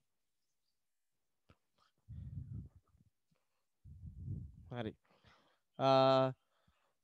දැන් මේ ගාන මෙහෙමයි තියෙන්නේ. මේ බලන්න. හරි ලේසි. එන්න රූපේ. තොර මෙයා විස්කම්බය. මේ ගානේ පැහැදිලිවම කියනවා AB යනු O කේන්ද්‍රය වූ විස්කම්බයයි. එහෙමයි පටන් ගන්න ගාන. AB යනු O කේන්ද්‍රය වූ විස්කම්බයයි. හරි. ඊට පස්සේ C ලක්ෂ්‍ය වෘත්තයේ මත පිහිටයි. C මෙන්න මෙහෙම පිහිටලා තියෙනවා. ඒතර ඕක දැක්කහම ඔයාට මොකද්ද වෙන්න ඕනේ? කෙලින්ම අර්ධ වෘත්තයේ මත කෝණය නිකම්ම අත යන්න ඕනේ. ওই රූපේ කෙලින්ම ඔයාට පළවෙනියටම වෙන්න ඕනේ කාරණේ තමයි අත යන්න ඕනේ කොතනද? අත යන්න ඕනේ කොතනටද? අත යන්න ඕනේ මේ C ගාවට. C ගාවට ගිහිල්ලා මෙන්න මේක දාන්න යන්න ඕනේ අත. ඒක උනේ නැත්තම් වැඩක් නැහැ. එහෙනම් පළවෙනියටම යන්න ඕනේ ඔන්න ඕක. ඊට පස්සේ තමයි ගාන බලන්න කියවන්නේ. අනිවාර්යෙන්ම AB විස්කම්බයක් නම් ඔයා දන්නවා මේ ප්‍රමේය අනිවාර්යෙන් මෙතන තියෙනවාමයි. මෙතන ඍජු කෝණය. ඒක යාලා දාලා නැහැ. අපි ඒක දාගන්න ඕනේ. අර්ධ වෘත්තයක් මතක ඕනේ. ඊට පස්සේ AB 10යි. මෙයා 10යි සෙන්ටිමීටර. මම මේක ලකුණු කරන්නම් මෙහෙම. AB 10යි. ඊට පස්සේ CB 6යි. මෙයා 6යි. අහනවා AC දිග. පයිතගරස් සම්බන්ධය. ඍජු කෝණී ත්‍රිකෝණයක අපිට පුළුවන් පයිතගරස් සම්බන්ධය හොයාගත්තාන් පස්සේ ත්‍රිකෝණයේ පාද දෙකක් දන්නවනම් අනික හොයන්න පුළුවන් ක්‍රමයක් තියෙනවා. ඒ තමයි අර පයිතගරස් සම්බන්ධයෙන් හොයන්න පුළුවන්. දැන් දැක්කනේ අපි. මෙයා 10යි මෙයා 6යි. අහන්නේ AC. මොකද්ද පයිතගරස් සම්බන්ධය කියන්නේ? මෙන්න මේ AB වර්ගයේ සමානයි. මම ඕන එකපාරක් එහෙම ලියන්නම්. AB වර්ගයේ ඒක ඕනේ නෑනේ. 10 වර්ගයේ කර්ණය 10 වර්ගයේ සමානයි 6 වර්ගයේ ධන AC වර්ගය. 6 වර්ගයේ ධන AC වර්ගය. ඔන්න පයිතගරස් සම්බන්ධය දාන්න තියෙන්නේ. හරිනේ ප්‍රමේයවල දෙක පැහැදිලිනේ. එතකොට පයිතගරස් සම්බන්ධය දැන් මෙතන අර්ධ වෘත්තයේ මත කෝණය මොකද්ද වැටෙන්නේ? මෙතන 90ක් වැටෙන එක විතරයි. එතන 90 වැටෙනොත් තමයි මේක ඍජු කෝණී ත්‍රිකෝණයක් බවට පත් වෙන්නේ. එහෙම වුණොත් තමයි පයිතගරස් ප්‍රමේය දාන්න පුළුවන් වෙන්නේ. අන්න ඒක තමයි මෙතන තියෙන ওই දෙක අතර තියෙන සම්බන්ධය. ඔය පළවෙනි ප්‍රමේයෙන් මෙයාට හම් වෙන සපෝට් එක මොකද්ද? මේක ඍජු කෝණී ත්‍රිකෝණයක් බවට පත් වෙන එක. ඍජු කෝණී ත්‍රිකෝණයක් බවට පත් වෙන්නේ මෙතන 90 වැටෙන හින්දා. නැත්තම් අපිට අරක මේ C ගාව ඍජු කෝණේ දාන්න නැතුව මේක දාන්න බෑ. එතකොට අපි මේ ඍජු කෝණී ත්‍රිකෝණයක් මේක දාන්න පුළුවන්. මෙයා දාන්න පුළුවන් ඍජු කෝණී ත්‍රිකෝණ වලට විතරයි. එහෙනම් ඔක්කොටම කලින් මෙතන 90 වට්ටාගෙන ඍජු කෝණී ත්‍රිකෝණේ දාන්න ඕනේ. එතකොට ඒක කෙලින්ම අර්ධ වෘත්තයක් මත කෝණේ අංශක 90ක් වෙනවා. එතකොට 10 වර්ගයේ 100යි. 6 වර්ගයේ 36යි. ධන AC වර්ගය. 36 ගෙනල්ලා අඩු කරන්න. මෙහෙට ගෙනල්ලා අඩු කරන්න. AC වර්ගය. 36ක් අඩු කරාම 64යි. AC වර්ගය. දැන් වර්ගමූල. AC වර්ග මම තව එකක් ලියලම වර්ගමූල දාන්නම්. මේ පැත්තට වර්ගමූල මේ පැත්තට. එතකොට 8යි. AC සමානයි සෙන්ටිමීටර 8යි. 6 8 10. ඕක තමයි ඒන සම්බන්ධය. ඔය 6 8 තියෙනවා නම් ඉතුරු අනිවාර්යයෙන් මේ කර්ණේ 10යි. ওই ටික ඔය තුන් දෙනා ඔහොම තමයි ගැලපෙන විදිය. හරි.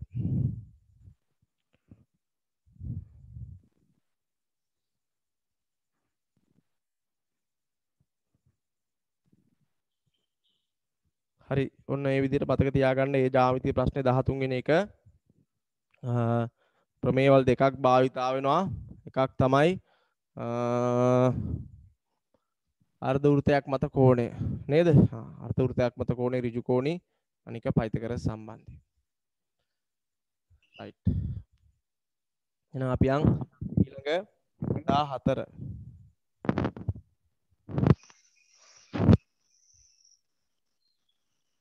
14 වෙනි ප්‍රශ්නේ විසඳන්න. දැන් අපිට දෙනවා මේ වර්ගජ සමීකරණයක් විසඳන්න. x වර්ගයේ ධන හරිද? 6x ධන 8 සමානයි බිඳුව. මේ වර්ග සමීකරණය විසඳන්න කියනවා. වර්ග සමීකරණයක් විසඳන්න පුළුවන් ක්‍රම තුනක් තියෙනවා. අපි කරා පාඩම. සාධක කැඩෙනවා නම් වර්ගජ ප්‍රකාශනයේ පැත්තේ කොටසේ සාධක වෙන් කරලා හොයන්න පුළුවන්. අනිත් එක වර්ග පූර්ණේ. අනිත් එක සූත්‍රයේ භාවිතය. දැන් මේ වර්ග සමීකරණ විසඳන්න කිව්වම අපි මොකද කරන්නේ? ආයෙත් මේක සාධක කැඩෙන එකක්ද කියලා බලනවා. කෙටි පේපරේ දෙනවා නම් දෙන්නේ සාධක කැඩෙන ඒවා තමයි. හරි. අපි මේ ත්‍රිපද වර්ගජ ප්‍රකාශනයේ සාධක වලට වෙන් කර ගන්න ඕනේ. තේරුණා නේද? මතකයිනේ එතකොට. මෙයාගෙන් ගුණ කර ගන්නවා 8x වර්ගයේ 8x වර්ගයේ සාධක දෙකකට කඩනවා ගුණ වෙනකොට 8x වර්ගෙන්න ඕනේ පද දෙක මෙතන ධන හින්දා මෙතන ධන 8x නේ. එහෙනම් මෙතන ධන හින්දා පද දෙක එකතු වෙලා මැද පදේ සෙට් වෙන විදිහටයි අපි ලියා ගන්න. 8x වර්ගය ලියන්න පුළුවන් 4 වරක් 2 4යි 2යි 6යි. හරි නේද? 4ix 2ix අපි දන්නවා. ලේසි එකක් දුන්නේ. එතකොට ඔක්කොම ධන 4යි 2යි ධන වෙන්න ඕනේ. එතකොට තමයි ධන 6ix ධනයි ධනයි ධන ධන. එතකොට අපි මතකයි x වර්ගයේ ධන 4ix ධන 2ix ධන 8. සමානයි බිඳුව. ඊට මේ දෙකේ පොදු සාධක x එකක් එළියට ගත්තා. එතකොට x ධන 4 මෙතන දෙකක් එළියට ගත්තා. x දෙවරක් 4 8යි. සමානයි බිඳුව. එතකොට එක සාධකයක් x ධන 4 අනෙක් සාධක x ධන 2 සමානයි බිඳුව. නොමිනෝ. දැන් කොහොමද ඊට පස්සේ අපි මෙතනින් එහාට දැන් තාම උත්තර දෙක හම්බුන්නේ නැහැ නේ මේ සමීකරණය විසඳුවාට නම් නේද වර්ග සමීකරණයක අපි දන්නවා විසඳුම් දෙකක් තියෙනවා x වර්ග සමීකරණයක x ට උත්තර කීයක් තියෙනවද දෙකක් තාම ගත්තේ නැහැ දැන් මෙහෙම එකක් ඇවිල්ලා නතර වුණා දැන් මොකද්ද අපි දාන තරකේ මෙන්න දෙන්නෙක් ඉන්නවා යම් දෙන්නෙක් ඒ දෙන්නගේ ගුණිතය සමාන වෙලා තියෙනවා බිඳුවට කිසියම් දෙන්නෙක්ගේ ගුණිතය බිඳුවට සමාන වෙන්න නම් මොකද වෙන්න ඕනේ කිසියම් දෙන්නෙක්ගේ ගුණිතයේ බිඳුව වෙන්න නම් මොකද වෙන්න ඕනේ? අනිවාර්යයෙන්ම දෙන්නගෙන් එක්කෙනෙක් බිඳුව වෙන්න ඕනේ. නැත්තම් කවදාවත් දෙන්නෙක්ගේ ගුණිතයක් බිඳුව වෙන්නේ නැහැ. එක්කෙනෙක් ධන වුණා, ඍණ වුණා, දශම වුණා, භාග වුණා කියලා කවදාවත් බිඳුවක් හැදෙන්නේ නැහැ ගුණ වෙනකොට. බිඳුවක් වෙන්න නම් අනිවාර්යයෙන්ම එකෙක් බිඳුව වෙන්න ඕනේ. බිඳුව වරක් කීය හරි තමයි බිඳුව. නැත්තම් මෙච්චර වරක් බිඳුව උත්තරේ බිඳුවයි. බිඳුව වරක් 50 බිඳුවයි. 100 වරක් බිඳුව බිඳුවයි. මිලියන වාරයේ ගුණ මිලියනයේ ගුණ කිරීම බිඳුව උත්තරේ බිඳුවයි. රයිට් එහෙනම් මතක තියාගන්න ඕනේ යම් කිසි දෙන්නෙක්ගේ ගුණිතය බිඳුවයි නම් අනිවාර්යයෙන්ම ඒ දෙන්නගේ එක්කෙනෙක් බිඳුව වෙන්න ඕනේ. එහෙනම් මේ දෙන්නගේ ගුණිතයත් බිඳුව නම් එක්ක මෙයා බිඳුව වෙන්න ඕනේ. එතකොට බිඳුව වරක් x ධන 2 උත්තරේ බිඳුව වෙන්න පුළුවන්. නැත්තම් මෙයා බිඳුව වෙන්න ඕනේ. පැහැදිලිද? නැත්තම් එතකොට x ධන 4 වතාවක් බිඳුව සමානයි බිඳුව හැදෙන්නත් පුළුවන්. ওই ක්‍රම දෙකෙන් කොහොම හැදුනත් දන්නේ නැහැ අපි. එහෙනම් මේ දෙකේ ගුණිතය කොහොම හරි බිඳුව වෙන්න නම් අපි දැනගන්න ඕනේ x ධන 4 සමානයි බිඳුව වෙන්න ඕනේ. හෝ නැත්තම් අඩුම තරමේ මේ x ධන 2 කොටස හරි සමාන වෙන්න ඕනේ බිඳුවට. ඔය දෙන්නගෙන් කෙනෙක් බිඳුව වෙන්න ඕනේ. ඒ වුණොත් තමයි මේ ප්‍රකාශනය මෙහෙම තියෙන්නේ. මේ ප්‍රකාශනය මෙහෙම තියෙන්නේ එහෙම වුණොත්. හරි. එහෙනම් ඔන්න විසඳුම් දෙක හොයාගත්ත හැකි. මෙන්න මෙතන x ධන 4 සමානයි බිඳුව නම් එතනින් x ට උත්තරයක් හොයාගත්ත හැකි. ධන 4 එහා පැත්තට ගියාම ඍණ 4යි. එක විසඳුමක්. අනිත් එක ධන 2 එහා පැත්තට ගියාම ඍණ 2යි. ඔන්න අපි අර විසඳුම් දෙක හොයාගන්න විදිය. මේ වර්ග සමීකරණේ විසඳලා. හරි. මේක ලියා ගන්නකො. වර්ග සමීකරණේ ලියා ගන්න. විසඳුම් දෙක හෙව්වා.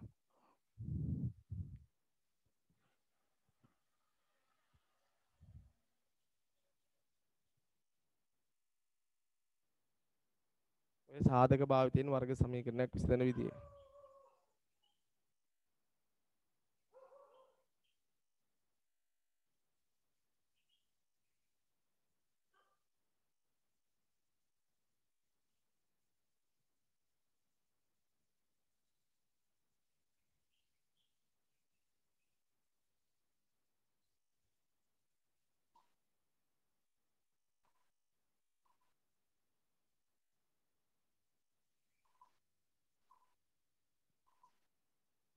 හරි. තේරුණා නේද? හා. රයිට්. එහෙනම්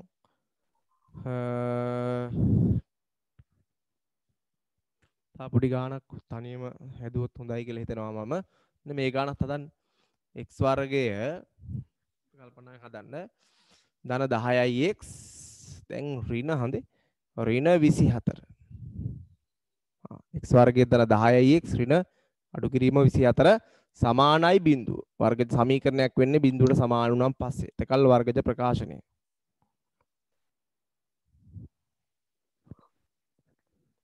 හරි. මේක විසඳන්න බලන්න ওই වර්ග සමීකරණේ විසඳලා විසඳුම් දෙක හොයන්න. x වර්ගයේ ධන 10යි x ඍණ 24.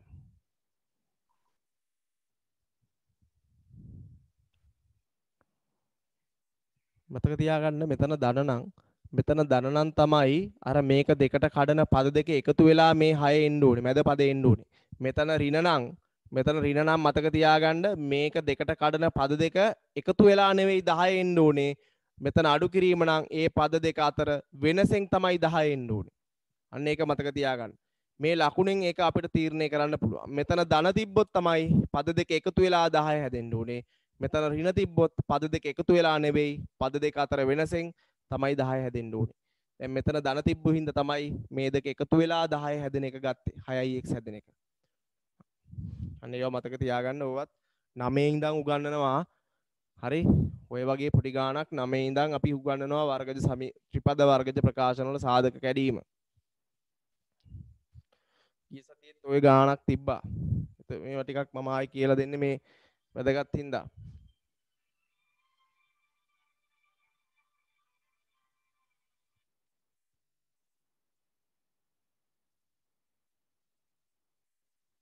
හරි. දැන් කොහමද? අපි මේක ගුණ කර ගන්නවා. එතකොට ඍණ 24යි x වර්ගය. මේ ලකුණු ඉතා වැදගත්. දැන් මේ පද දෙකක ගුණිතයක් විදිහට සාධක දෙකකට කඩනවා මේ ප්‍රකාශනයේ මේ පදය. එතකොට පද දෙක අතර වෙනසින් අඩු වෙලා තමයි මේ 10යි x එන්න ඕනේ. එකතු වෙලා දැන් ආවට බෑ. එකතු වෙලා එන්න නම් මෙතන ධන තියෙන්න ඕනේ. එකතු වෙලා එන්නේ මෙතන ධන තිබ්බොත් පද දෙකේ ඓක්‍යයෙන් මැද පදේ එන්නේ එහෙම එකතු වෙලා තිබ්බොත් මෙතන ඍණ නම් මතක තියාගන්න එතකොට එන්න ඕනේ අඩු වෙලා. දැන් බලන්න අඩු වෙලා 10 හැදෙන විදිහට මේක සාධක දෙක ගුණිතයක් විදිහට ලියන්න. කවුරු හරි 6 වරක් අතර ලිව්වොත් ඉවරයි. වැරදිම වැරදි. 6 වරක් අතර හරියන්නේ නැහැ. මොකද දැන් එකතු වෙලා ආවට වැඩක් නැහැ. 6යි 4යි 10යි කියලා ආවට වැඩක් නැහැ. දැන් එකතු වෙලා නෙවෙයි එන්න ඕනේ. එකතු වෙලා ආවත් වැඩක් නැහැ. අඩු වෙලා එන්න ඕනේ. 12 වරක් දෙක. සාධක දෙක තමයි 12 වරක් දෙක. 12 වරක් දෙක 24යි 12යි 2යි අතර වෙනස 10යි. 12ix 2ix. එන්න ඕනේ ධන 10ix. එන්න ඕනේ ධන 10. එහෙනම් අපි දන්නවා ධන 10ක් එන්නේ කොහොමද? 12යි ධන 12ix එක්ක ඍණ 2ix. රයිට්. උතනින් තමයි ධන 10ක් එන්නේ. එහෙනම් මේ 12 ධන වෙන්න ඕනේ විශාල කෙනා. එයාගේ ලකුණනේ දාන්නේ. වැඩි එකේ ලකුණනේ දාන්නේ. එහෙනම් මෙයා ධන වෙලා මෙයා ඍණ වෙන්න ඕනේ. එහෙනම් මෙයා ධන මෙයා ඍණ. මතකයි නේද? දැන් බලන්න ಗುಣ වෙද්දි ධනයි ඍණයි ඍණ. හරි. ධනයි ඍණයි ඍණ 12ix 2ix 24ix ධන 12 ඍණ 2 ධන 10යි. ඔක්කොම වැඩේ හරි දැන් ලිව්වා. 10ix ලියනවා අර දෙකෙන්. 12ix ඍණ 2ix ඍණ 24 සමානයි බිඳුව. x එකක් ගත්ත එළියට x ධන 12. මෙතන පොදු ඍණ දෙකක් එළියට ගත්තා x ඍණයි ධනයි ඍණ දෙවරක් 12. ඔන්න එක සාධකයක් x ධන 12 අනෙක් සාධකය x ඍණ 2 සමානයි බිඳුව. දැන් හෝ කේස් එකට. ඔන්න දෙන්නයි ගුණිතය බිඳුවයි. එහෙනම් එක මේ x ධන 12 කොටස බිඳුව වෙන්න ඕනේ. නැත්නම් x ඍණ 2 කෑල්ලවත් බිඳුව වෙන්න ඕනේ. x ධන 12 සමානයි බිඳුව හෝ x ඍණ 2 සමානයි බිඳුව. ඒතර ධන 12 එහාට ගියාම ඍණ 12ක් වෙනවා. ඍණ 2 එහා පැත්තට ගියාම ධන 2ක් වෙනවා. ඔන්න විසඳුම් දෙක. හරි ඔය විදිහට අපිට වර්ගජ සමීකරණයක් සාධක වෙන් කරන්න පුළුවන්.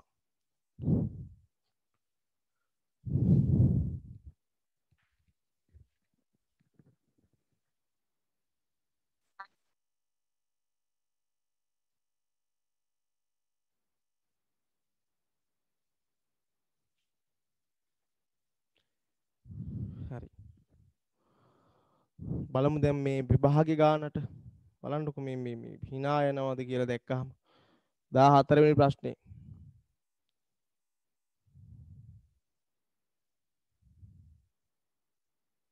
අපිට තියෙන 14. හරි.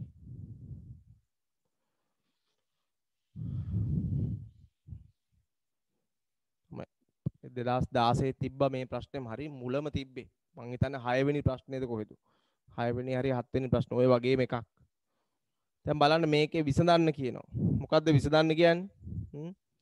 විසඳන්න කියලා දීලා තියෙනවා x ධන 2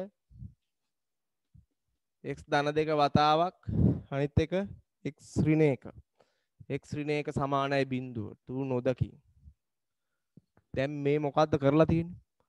දැන් අර වර්ගජ සමීකරණය එහෙම දෙන්නෙත් නැතුව සාධකත් කඩලා ඔයාට ඔක්කොම පහසු කරලා මේ අර විසඳන ක්‍රියාවලියේ මේ අන්තිම ටික දාන්න විතරයි තියෙන උත්තර දෙක ගන්න.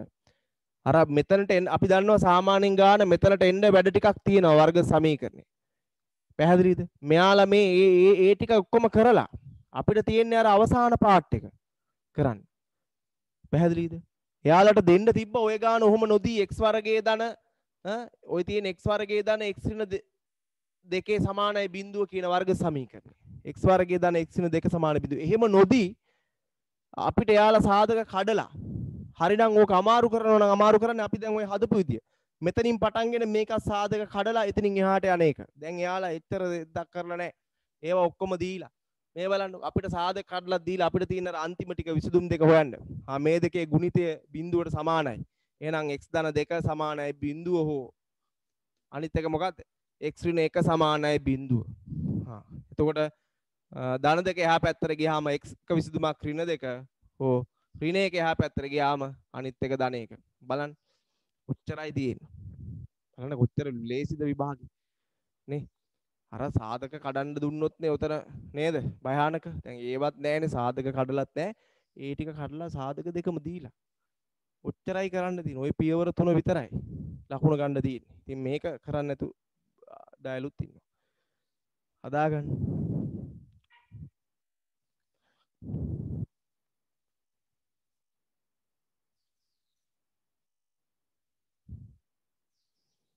තේරුණා නේද? මේ සාධක කඩලා දීලා නම් ඉතින් ආය හදන්න නැතුව නේද? අන්න ඒකයි මේ විභාගේ මහ ලොකු අමාරුවක් නෑ. අපි හරියට තේරුම් ගන්න ඕනේ. මේක ඇත්තම දැනගන්න ඕනේ මේකේ මොනවද තියෙන්නේ කියලා අපි දැන් කලින්ම දැනගෙන ඉන්නේ දැන්. හරි එහෙනම් මේවා හරියට වරද්දන්න එපා. තර මහන්සි වෙන්න හරි මේ අමාරුයි තමයි. දැන් මේ ජීවිතේ අමාරුම කාලයක් තමයි යන්නේ. ඔයාට ওই කාලේ ටිකක් එපා කරපු කාලයක් විභාගයක් කිට්ටු වෙනකොට හිතට මානසික අවුලක් වැඩ කරන ළමයෙකුට හරි වැඩ කරන්නේ නැති එකාට ගන්න ඌට ප්‍රශ්නයක් නැහැ. වැඩ කරන එකාට හරි මානසික වදයක් මේ විභාගයේ ඉවර වෙනකන් උසස් පෙළත් නේ ඔය කහපන් උසස් පෙළට එහෙම ගියාම. ඉතින් ඒ කාලවල වලදී අපි හරියට මහන්සි වෙන්න වෙනවා. මොකද ඒව නැතුව හරියන්නේ නැහැ. තේරෙනවනේ? නැතුව හරියන්නේ නැහැ මහන්සි වෙන්න වෙනවා. හැබැයි මේවල ප්‍රතිඵල තියෙනවනේ. දැන් මම දැක්කා ඊයේ මේ ડોක්ටර් කෙනෙක්ගේ මේ සාමාන්‍ය ડોක්ටර් කෙනෙක් කියන්නේ නිකම් මුල්පත්තියෙන් ගිය ડોක්ටර් කෙනෙක්ගේ මේ පේෂිට් එකක් මේ ජූනි මාසේ හරි ඔය FB එකේ තියලා දැක්කා. ඒ කියන්නේ ඒක දැක්කේ අපි ඔය ගුරු සංගම් වල එකකින් ගුරුවරුගේ පඩි පේෂිට් එකයි ඒ දෙක කම්පෙයාර් කරද්දි නිකන් තිබ්බ ෆොටෝ එකක්. 4,85,000 ගාණක්. මේ හොස්පිටල් එකේ පඩිය රජේ. හරි. එතකොට අර ප්‍රයිවට් ප්‍රැක්ටිස් නැතුව පැහැදිලිද? අය හිතන්නකෝ එතකොට නේ. එතකොට දැන් මේ මහන්සි වෙලා මේ තැන් වලට ගියාම නේ. එතකොට හිතන්නකෝ දැන් ඔයා සමහර අයට මෙතන යහමින් මිල මුදල් තියන ඇත්ත ඇති. නේ. සමහර අයට බහුතරයකට එහෙමනේ අපේ අහිංසක ගොඩක් දෙමාපියොන්ට එහෙම මහලුකු රස්සාර කියන්නේ මේ වෙනකොට දැන් තිබ්බු එකක් නැති වෙලා ඇත්තේ මං හිතන්නේ. කඩයක් කරා නම් එක්ක බිස්නස් එක මොනවත් නැහැ දැන්. සමහර තාත්තලා කුලී වැඩ කරන අය ඇති උතන ඕන තරම්. නේද? තාත්තලා හරියම රස්සාවක් නැහැ, ස්ථිර රස්සාවක් නැහැ. දැන් ගොවිතැන් කරන එකට පේනවනේ පොහොර නැහැ අනම්මනම් කතන්දර. ඒව එතකොට නේද බලන්නකෝ එතකොට අර මිනිස්සයා ඒ ඔය ටිකනේ මහන්සි වෙලා තියෙන්නේ. නේ? ඔය අවුරුදු කිහිපේ මහන්සි වෙලා තියෙන්නේ. මහන්සි වුණා කියන්නේ මේ ඇඟපත කඩන එක නෙවෙයිනේ. පාඩම් කරලා ඉගෙනගත්තු දේවල්. රටකට ගිහිල්ලවත් නෙමෙයි ලංකාවේ. ඒතකොට ලක්ෂ 4.80ක්ද කොහෙද? 4 පැනලා තිබ්බ කොහමද? 4.50ක් පැනලා දේවා මට හරියට මතක නැහැ. හරි අන්න ඒක තමයි මේ තමයි වටිනාකම. හරි අන්න එහෙම හොඳට මතක තියාගන්න මේ තැන් වලට ඔය යන්න මහන්සි වෙන්න නේ. ඒතර ඒක ලොකු පඩියක් නේ ඇත්තටම නේ. මාසෙට ලක්ෂ 4යි ඒක අනිවාර්යෙන් මෙන එකනේ. ඉතින් මාසෙට ලක්ෂ 4යි ගානක වැටුපක් ඇවිල්ලා තියෙන ඇයි මේ මිනිස්සයා ඔයා වගේ මෙහෙම ඉගෙනගෙන මහන්සි වෙලා ඒ කාලේ හරියට මේ කරගත්තු හින්දා තමයි. ඒතර නේද? ඒ හින්දා හරියට මේව මහන්සි වෙන්න ඔය පන්ති තියෙන පාන්දර නැගිටලා ඒවා බලන්න මේ පන්ති වල සහභාගී වෙන්න මේ වැඩ කරන්න ඒකයි කියන්නේ. සර්ලත් එහෙම ආපු අය තමයි. ඔය පාඩම් කරලා අපිට ඉතින් මහ ලොකුට දැනකට ලොකුට ඉගෙන ගන්න බැරි වෙනද අපි චුට්ටක් ඉගෙන ගන්න නැත්නම් මම හිතන්නේ මේ හැබැයි අපිටත් ඔය අනන්ත වාරයක් හිතුණා මටත් ඒ කාලෙදි මේ කැම්පස් එකේ ඉන්න කාලෙදි දැන් නම් රස්සාවක් කරන්න ඕනේ මේක නම් හරියන්නේ නැහැ. යාළුවා රස්සාවක් කරනවා ඌට 25000ක් පඩි හම්බෙනවා. මේ බයික් එකකුත් තියෙනවා කියලා මට හිතෙත් වාර අනන්තයි. ඌට 25000ක් පඩි හම්බෙනවා ගුවහම මට එන ලොකු ගාණක් ඒකේ කාලේ 25000ක් කිව්වහම. රුපියල් 25000ක මාසෙට මගේ යාළුවෙක් මාත් එක්ක එකට හිටපු යාළුවා ඌ කැම්පස් ගියේ නෑ. සාමාන්‍ය විදිහට විභාගේ පාස් වුණා. ඒ ලෙවලුත් කරා. ඊට පස්සේ ඌට 25000ක පඩියක් හම්බුණා. රස්සාවකට ගියා. එතකොට මට ඒ කාලේ 7 5ක්වත් නෑ. ඉතින් හිඟා කකා හිටියේ. හරි. එතකොට මටත් අනන්ත වාරයක් හිතුණා යකෝ මේ රෙද්ද එක ඉගෙන ගන්නට වඩා හොඳයි. මේ තේරුමකුත් නැහැ. අයියේ සමහර උන් කියනවා ඉගෙනගෙන වැඩක් නැහැ ඕ කියලා අනේ. ඒ යාළුවත් කියනවා මෙන්න මේ වරෙන් මේ මම ජොබ් එක දාලා දෙන්නම් 25000ක් යකෝ පඩි. ඒතර එහෙම ගියාම මට උඩු 25000ක් යකෝ පඩි. කිව්වහම මේ වචනේ තියෙනවා මාර 25000ක් යකෝ පඩි ගියාම නේ කියලා කියනවා. එතකොට මේ දැන් තමයි තේරෙන්නේ ඇත්තටම මේ මං හරකා වගේ ගොන් තඩියෙක් වගේ ගොන් එළදෙනක් වගේ එළදෙනක් වෙන්න බෑ නේද? ගොන් ආම්බෙක් නේ. ගොන් හරකා වගේ යකෝ අරක කැම්පස් එක දාලා අර රෙද්දට ගියා නම් එක්කෝ අද මගේ රෝන්නම් මගේ 35000 වෙලා ඇති පඩිය. 25000 වෙලා ඇති. හරි එහෙමයි. ඒතර අපිට ඒව දැනෙනවා. ඒ කියන්නේ අපේ තියෙන මහන්සියත් හැටියට අපිට ඒ සමහර ඒවා හරි ලොකු ගාණක් ලොකු දේවල් විදිහට දැනෙනවා. හරි ඒ හින්දා හැබැයි අපි මහන්සි වෙන්න ඕනේ. තේරෙනව නේද? මහන්සි වෙලා හරියට ඒ දේවල් කරන්න නේ. මට ඊයේ අපි සාමාන්‍ය පෙළ කරන කාලේ ડોක්ටර් කෙනෙක්ගේ පඩිය රුපියල් 45000ක් හරි 60000ක් හරි තිබ්බේ. මම මේ ඊයේ තමයි ඒවා ඉතින් අපිට වැඩි දකින්න නෑනේ. පේෂන්ට් ෆොටෝ එක ගහ දාන්න නෑ සාමාන්‍ය. අපි වගේ හාල් පාරුව දානවා ඉතින් අපිට පඩි නැති හින්දා 27000යි 23000යි 29000යි ඔන්න අපේ ගුරුවරයාගේ පඩිය. ඔන්න අපේ ගුරුවරයාගේ පඩිය. හරි. හරි.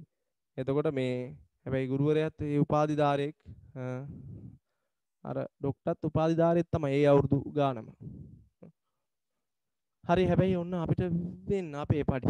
ඕ තේරෙනවා. එතකොට ඒ හින්දා ඒවා දානවා වුණාට අර වගේ එකක් බලන්න ලේසි නෑ. ડોක්ටර් කෙනෙක්ගේ පඩියක් එහෙම දාන්නේ නෑනේ ලේසි එකට. දානවද එහෙම දාන්නේ? හරි. ඒතර මම මේ ඊයේ තමයි දැක්කේ පඩිය මේ OT අනම් මනම් ඔක්කොම හැදිලා 480000 ගානක පඩියක්. පේෂන්ට් මම ඕන ඒකේ ෆොටෝ එක මේ මම ඔයාලට දාන්න තියන් හිටියේ අද පාන්දර පන්තියට හැරිපියව කියලා මම ඒක දාන්නත් හදලා මම දැම්මේ නෑ මම ඒක දාන්නම්. ඒ පේෂන්ට් එකේ. හරි අපිට හම්බෙන්නේ toy කොළ කෑල්ලම තමයි. මට දුක හිතුණා. එකම කොළ කෑල්ල, එකම print කරලා, එකම size එක. පැහැදිලි නේ? right. එතකොට එහෙනම් මේවා මහන්සි වෙන්නේ නෑ. මහන්සි වුණොත් වැඩේ හරි නැත්තම් ඒත් හරි. ඉතින් වැඩේ හරි ඒත් වැඩේ හරි. ඒක අවුලක් නෑ. වැඩේ හරි. හරි ඒක ප්‍රශ්නයක් නෑ. මහන්සි වෙන්න. වැඩේ කොහොමත් හරි ඉතින්. වැඩේ හරියනවා. මොයා මහන්සි වුණත් නැතත්. right 15 වෙනි ප්‍රශ්නේ. අංග සාමය. ඒතර ජ්‍යාමිතිය පන්ති ડોක්ටර් කිව්වහම ඊට අනිත් පැත්තට එන්නේ ජ්‍යාමිතිය. මං කිව්වා නේද ડોක්ටර්ලා වෙන්න ඔය ඉංජිනේර්ස්ලා වෙන්න නම් ජ්‍යාමිතිය හරියට කරන්න ඕනේ. ඉංජිනේර කෙනෙක්ගේ පඩි ඊටත් වඩා වැඩි මං හිතන්නේ. හරි ඉංජිනේරුන්ගේ උන්ගේ ඉතින් පඩි හොයන්න බෑ ඉංජිනේර්ස්ලාගේ පඩි. ඒවා පේසිට් වල නෑ උන්ගේ පඩි. හරි දැන් අපි දන්නවා අංග සාමය ඔව් තීරි පොඩ්ඩක් චුට්ටක් මතක් කරගමු නේද?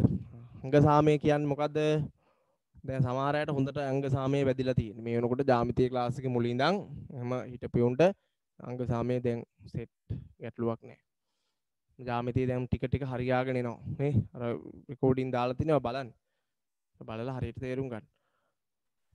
එතකොට දැන් අංග සාමය කියන්නේ මොකද්ද? ත්‍රිකෝණ මේ එකම වගේම ත්‍රිකෝණ දෙකක සමානකමක් අපි මේ දකින්න කේස් එකක් නේද? රයිට්. දැන් අපි දන්නවා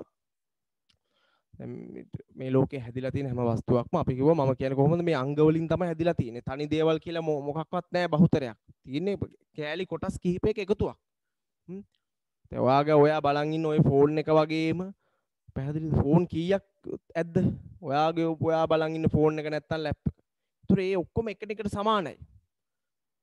හැම එකක්ම සමානයි. ඒ බටන්, ඒ ඩිස්ප්ලේ එක, ඒ සයිස් එක, ඒ බර, ඒ ඔක්කොම එකයි. හරි එහෙම වෙන්නේ ඒ ෆෝන් හැදිලා තියෙන එක එක කෑලි බෑලි අංග වලින් එකතු වෙලා. ඒතකොට ඒ අංග කොටස් ටික සමාන වෙන හින්දා තමයි ඒ වස්තුන් දෙක සමාන වෙන්නේ. පැහැදිලිද? ඔයාගේ ඉස්සරහා තියෙන ෆෑන් එකටම සමාන තව ෆෑන් එකක් සමාන වෙන්නේ ඇයි? ඒ ෆෑන් එකේ තට්ටමයි අර ෆෑන් එකේ තට්ට. ඒ ෆෑන් එකේ ඉස්සරහා තියෙන දැලමයි අනිත් ෆෑන් එකේ දැල. ඒ ෆෑන් එකේ තියෙන ස්විච්මයි අනිත් ෆෑන් එකේ ස්විච්. ඒතකොට ඒ ස්විච් තමයි අංග. පැහැදිලිද? ඒ ෆෑන් එක හිටලා තියෙන යට ස්ටෑන්ඩ් එකමයි අනිත් ෆෑන් එකේ ස්ටෑන්ඩ් එක.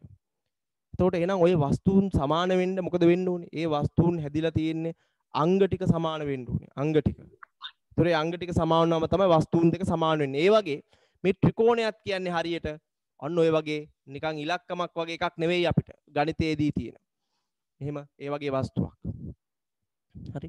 ඒතර අපි කියනවා ත්‍රිකෝණෙත් හැදිලා තියෙන අන්න ඔය වගේ අංග වලින්. ත්‍රිකෝණයට අපි කියනවා අංග 6ක් තියෙනවා. අංග කීයක්ද? 6ක්. මොනවද අංග 6? පාද 3යි, කෝණ 3යි. උනායත් අහගන්න. අංග සාමයට එහෙම මුල් ටික ජ්‍යාමිතියේ ඉන්න බැරි වෙලා හිටියානම් දැන් හරි අහගන්න. තව මේක කරලා ඉවර කරනවා පාඩම. අද පන්තියේ තව විනාඩි කීයද දන්න වෙලාව. පැහැදිලිද? ඒ වගේම එහෙනම් මතක තියාගන්න ත්‍රිකෝණයක අංග කීයද? 6යි. ඔන්න මතක තියාගන්න ඕනේ. මොනවද අංග 6? පාද 3යි, කෝණ 3යි. මොකක්ද ත්‍රිකෝණ දෙකක් අංග සාමය වෙනවා කියන්නේ? එක ත්‍රිකෝණයක ඔය කියන අංග 6. අපි හිතමු මේ පාදයේ දිගමයි මේ පාදයේ දිග. මැනලා බලද්දි. මේ පාදයේ දිගමයි අර පාදයේ දිග. සෙන්ටිමීටර් ප්‍රමාණය එමමයි. දශමයක්වත් වෙනස් නැහැ. මේ පාදයේ දිගමයි අනිත් පාදයේ. right. ඔය විදිය. මේ අංශක ප්‍රමාණයමයි මෙතන තියෙන කෝණ අංශක ප්‍රමාණයමයි මෙතන තියෙන්නේ. මෙතන තියෙන ප්‍රමාණයමයි මෙතන තියෙන්නේ. මෙතන අංශක ගානමයි මෙතන අංශක ගාන. ඔය විදියට අංග 6 මැච්. මේකේ මේ අංගේ දිගම මේකේ. අන්න ඔය විදියට එක් ත්‍රිකෝණයක අංග 6 තවත් ත්‍රිකෝණයක අංග 6ට සමාන වුණොත් අපි කියනවා ඔය ත්‍රිකෝණ දෙක අංග සම වෙනවලු. හරි ඒක මේ අමුතු රෙද්දක් නෙවෙයි. එහෙම වෙනව අනිවාර්යෙන්. උන් නැත්තම් තමයි ප්‍රශ්නේ. ත්‍රිකෝණවල විතරක් නෙවෙයි. හැම වස්තුන් වලම සමාන වෙන්නේ අංග සමවීමක් තමයි වෙන්නේ. හැම වස්තුන් දෙකක්ම සමාන වෙනවා කියන්නේ මොකක් වීමක්ද වෙන්නේ? අංග ටික සමවීම තමයි වෙන්නේ.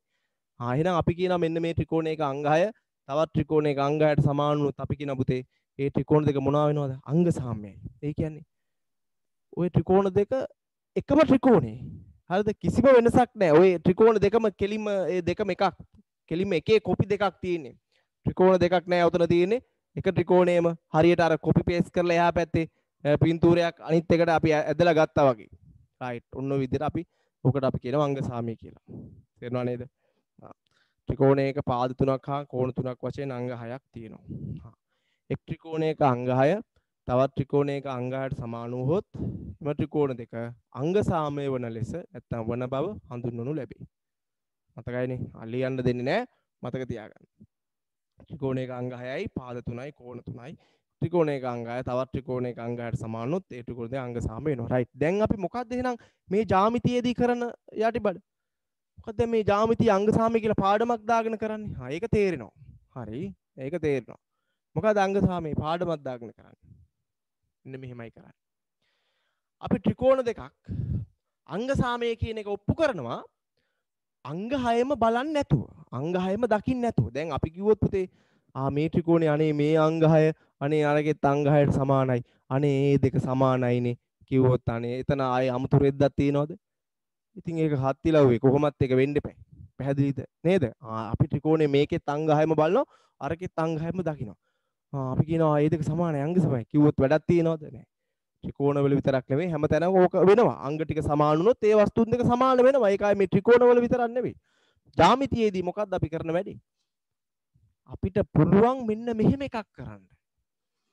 අපිට පුතේ ත්‍රිකෝණ දෙකක් තියෙනවා. අපි අංග 6ම දන්නේ නැහැ. අපි දන්නේ අංග 3යි දෙන්නගෙන්. ජ්‍යාමිතියේදී පුළුවන් පුතේ ත්‍රිකෝණ දෙකක් අංග සාමය බව පෙන්වන්න එක් ත්‍රිකෝණයේ අංග 6ම අනිත් ත්‍රිකෝණයේ අංග 6ට සමාන වෙන බව දැකීම අවශ්‍ය නැහැ. එක් ත්‍රිකෝණයක අංග 3ක් පමණක් අනෙක් ත්‍රිකෝණයේ අංග 3කට පමණක් සමාන වෙන බව දැකීමෙන් අංග සාමය කරන්න පුළුවන්. පැහැදිලිද? ඒවා ඉන්න ඕනේ. හැබැයි යම් කිසි ක්‍රමයක් තියෙනවා. දැන් මොකක් හරි උසාවියකින් හරි නේද? අපි මං කියන්නේ කොහොමද? මොන හරි දෙයක් ඔප්පු කරන්න ඒක හැම එකම අපිට අවශ්‍ය නැහැ නේ. තා පොඩි මේකක් ඇති. අනිවාර්යෙන් මූ තමයි මේ අපරාධය කරලා තියෙන්නේ.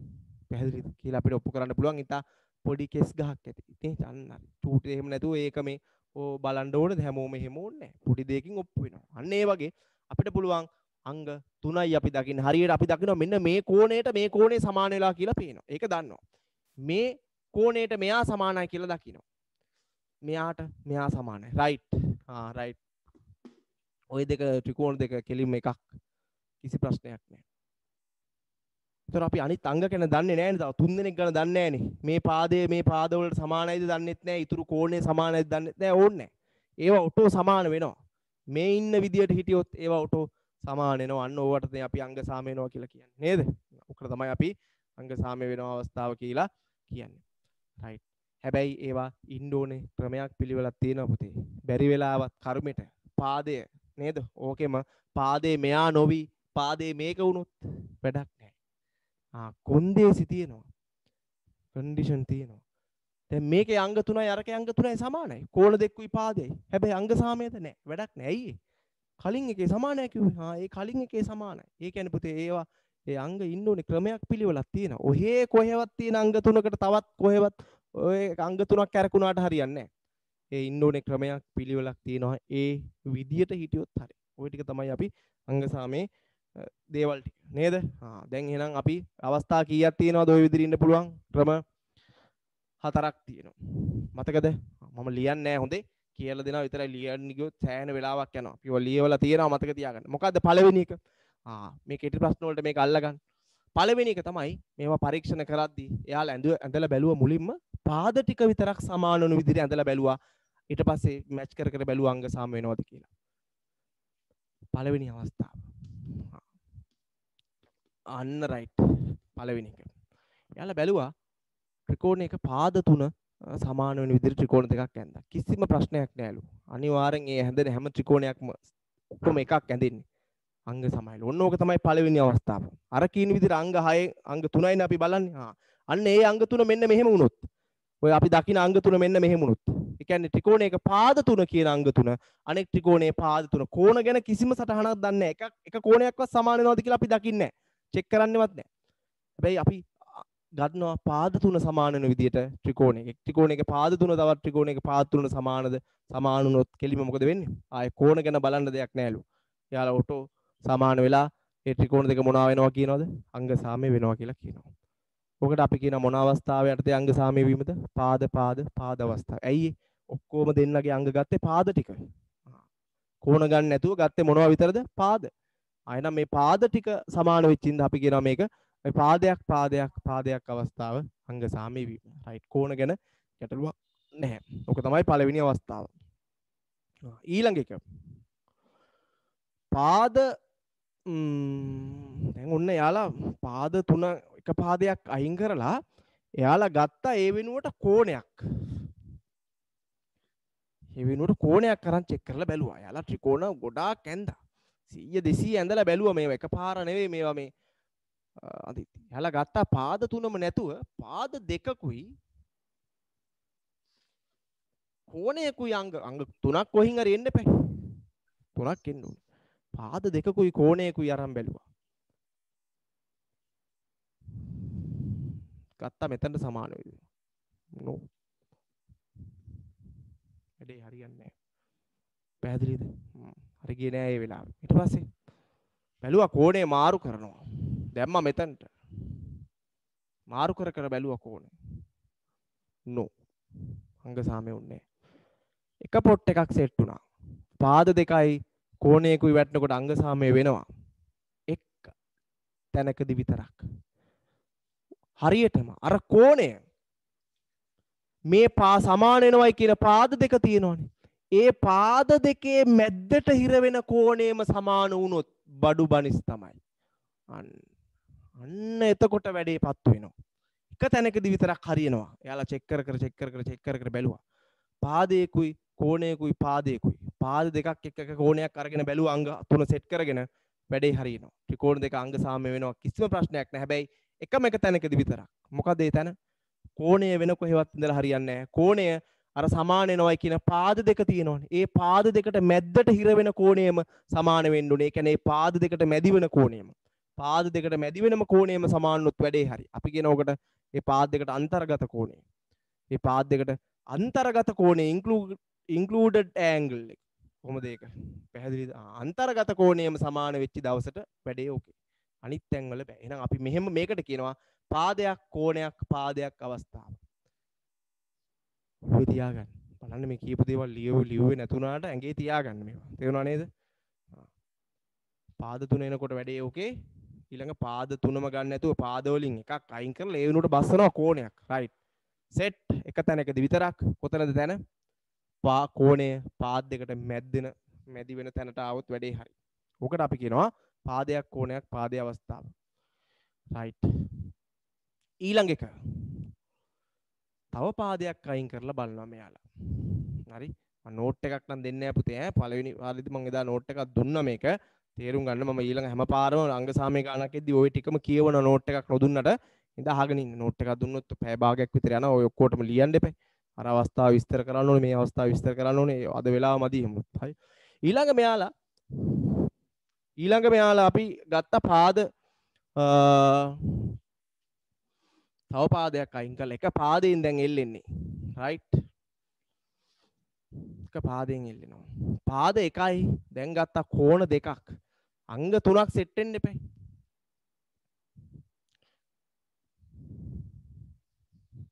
හරි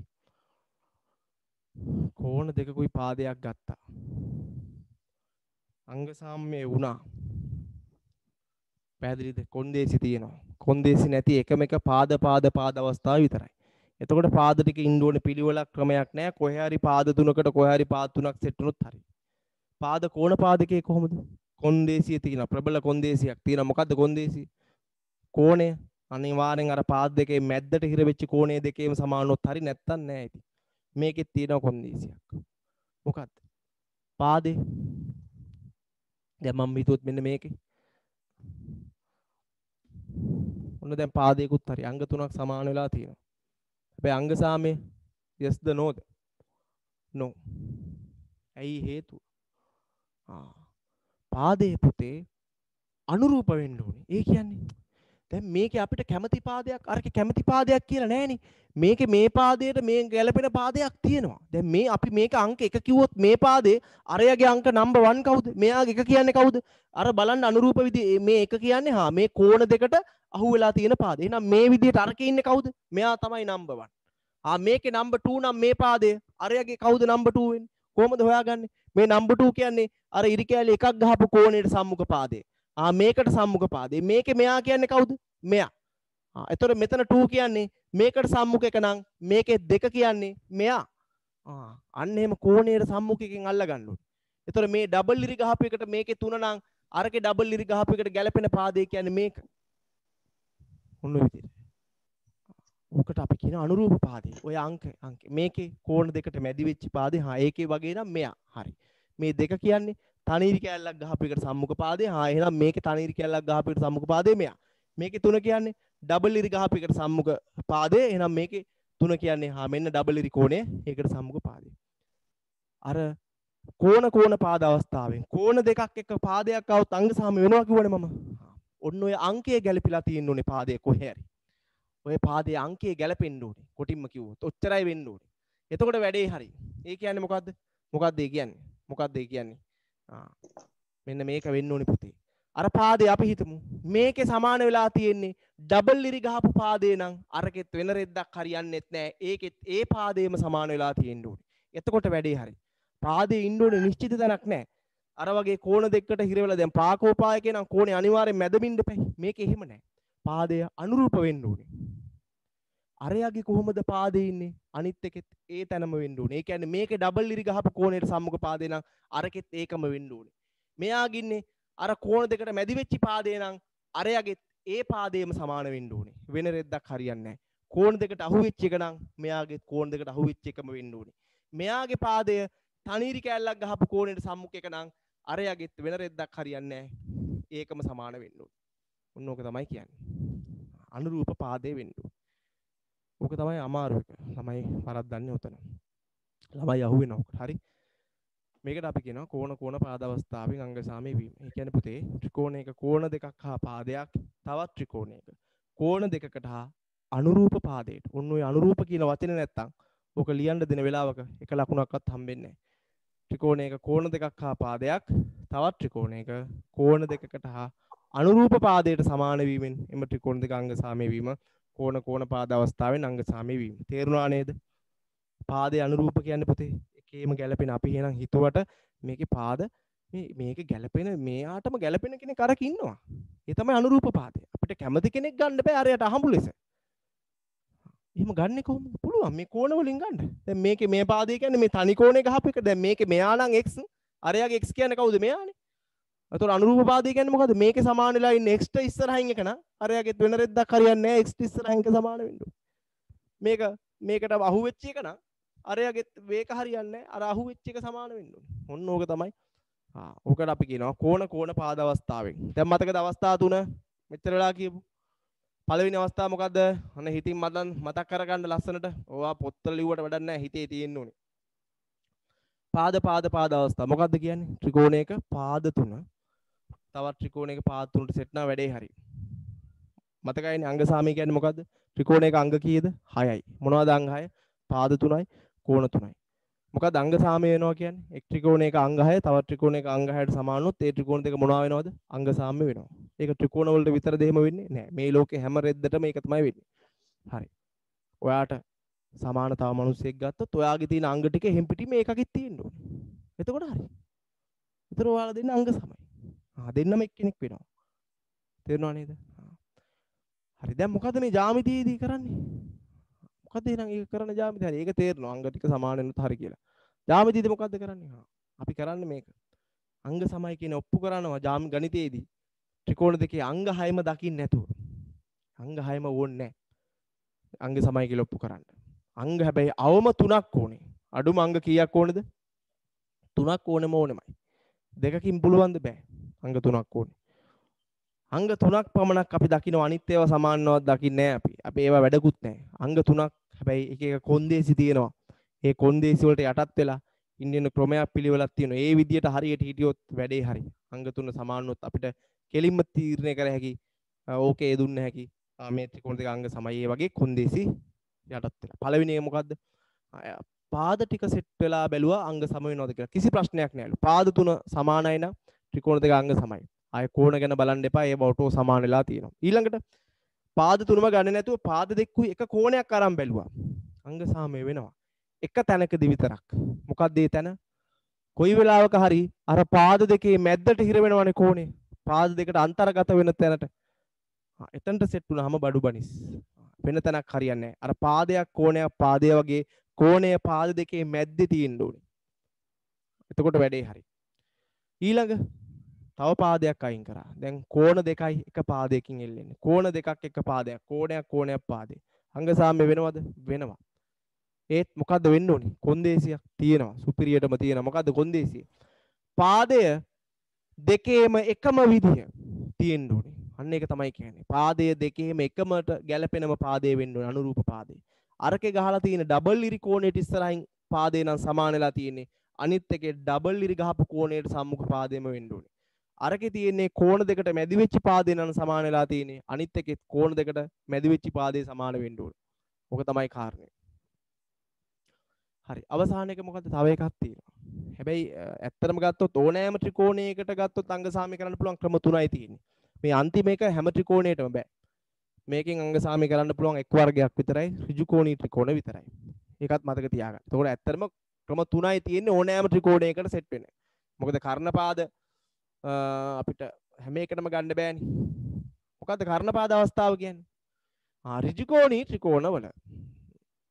ඍජු කෝණී ත්‍රිකෝණ කර්ණපාද කියන්නේ කර්ණයකුයි පාදයකුයි. කර්ණපා. කර්ණයයි තව පාදයක්. කර්ණයි පාදයි. ඍජු කෝණී ත්‍රිකෝණයක. කර්ණ දෙක අනිවාර්යයි. කර්ණ කියන්නේ ඒකයි. කර්ණ දෙකක් එක්ක තව කොහේ හරි පාදයක්. ඔච්චරයි. කර්ණයකුයි පාදයකුයි. සමානුත් අංග සාම්‍ය වෙනවා. තේරුණා නේද? ඍජු කෝණී ත්‍රිකෝණයක තමයි කර්ණපාද අවස්ථාවේ වළංගු වෙන්නේ. අනිත් ඒවා හරියන්නේ නැහැ. මොකද කර්ණපාද තියෙන්නේ මේක විතරනේ. කර්ණයකුයි පාදයකුයි. ඍජු කෝණී ත්‍රිකෝණ දෙක කර්ණ දෙකත් එක්ක කර්ණ දෙක සමාන වී තවත් කොහේ හරි පාදයක්. ඒතර අනිත් පාදයේ අනුරූප කතන්දර නැහැ. කැමති එකක්. කර්ණයත් එක්ක තව පාදයක් සමාන වීමෙන් අංග සාම්‍ය වෙනවට අපි කියනවා කර්ණපාද අවස්ථාවේ අංග සාම්‍ය වීම. රයිට්. එහෙනම් අපි බලමු ඔන්න ඕවා මතක තියාගෙන මේ විභාගේ මේ ගාන බලමු හදන්න පුළුවන්ද කියලා. පේපරේ තියෙන ගාන කොහොම තියෙනවද දන්නේ නැහැ. ගාන එක එක විදිහට එන්න පුළුවන්. හැබැයි අපි ඔය කාරණා ඔළුවේ තියාගන්න. බලන්න අපි අවසාන ප්‍රශ්නේ 15 හදන්නේ. රූපයක් දීලා තියෙනවා මෙන්න මෙහෙම.